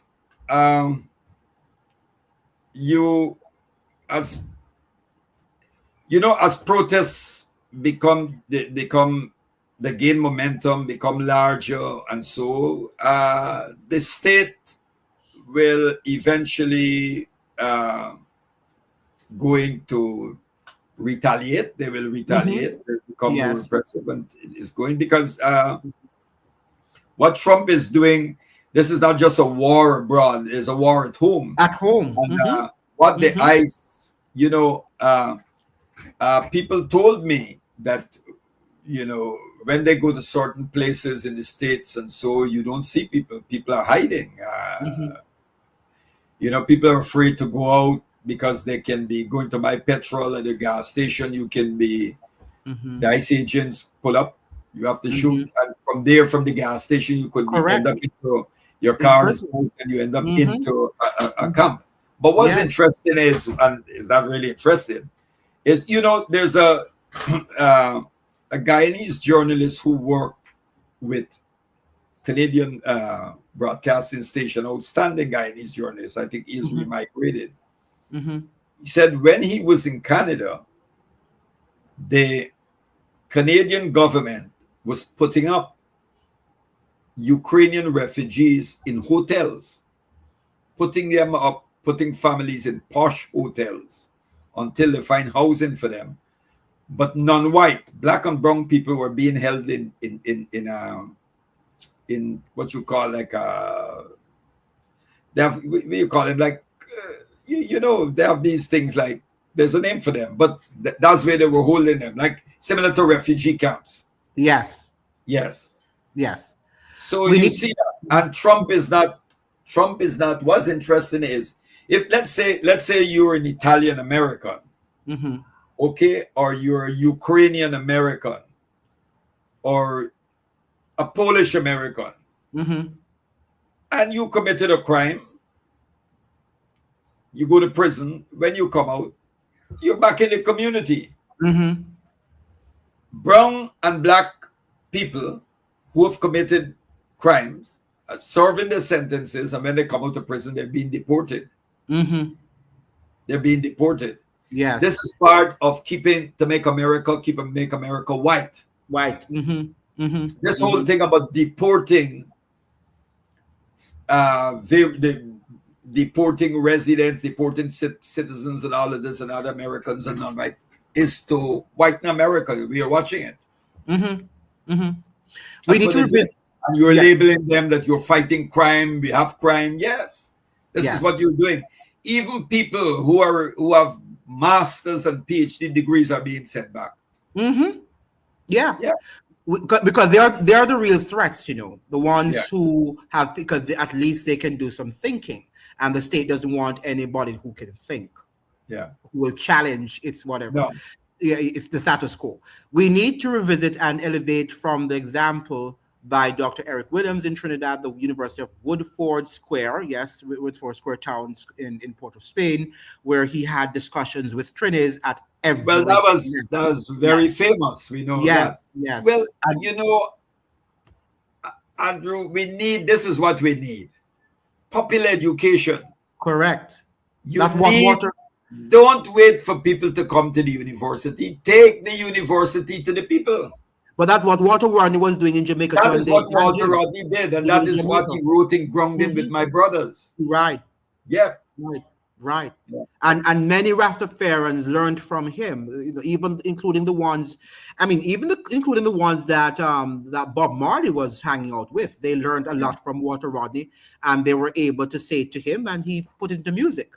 yeah, And that's how society is. But look at how that was the connection, Mr. Perreira, that you would have some people who would listen to these people like the Eric Williams and the Walter Rodneys, and then they would work now to people who are very talented in different areas, who are intellectuals, those who are musicians like yeah, Bob, and they were able to put these things into songs. yeah. Fortunately, we have folks like Rodney to go back to. Decolonial Marxism has been an amazing tool for understanding and explaining Marxism, especially within the Caribbean context. Correct? I agree. Yes. I can tell Andrew is up on thing, and I would like. Yes. There's a new edition out of the book Walter Rodney's The Colonial Marxism, but I'll also Wow. like to recommend Yes. him Gabriel Rockhill dealing with addressing that same issue, decolonial Yes. Marxism, Yes. because it gets back to the issue of race and class. Mm-hmm. Because a lot of the the Western Marxists Mm-hmm. had this colonized form of Marxism. The Western Marxists, like there are many of them. Mm-hmm. People like we have them in Louis Althusser, the man who was he was with the Communist Party of Britain years ago. He's a historian. He wrote a number of books. His name is Skippy. But they try to interpret the world and to do it from that Western, right? So, Mm-hmm. of course, the Marxism that came, of course, it came in a colonized form too, right? Mm-hmm. And the decolonial Marxism is very good reading, and it gives meaning to us in this part in the global South, where we have to address issues of race, which Orthodox Marxism did not address, right? This decolonial Marxism addresses. So I can tell that Andrew is up. He knows what he's talking about. A big special salute to him.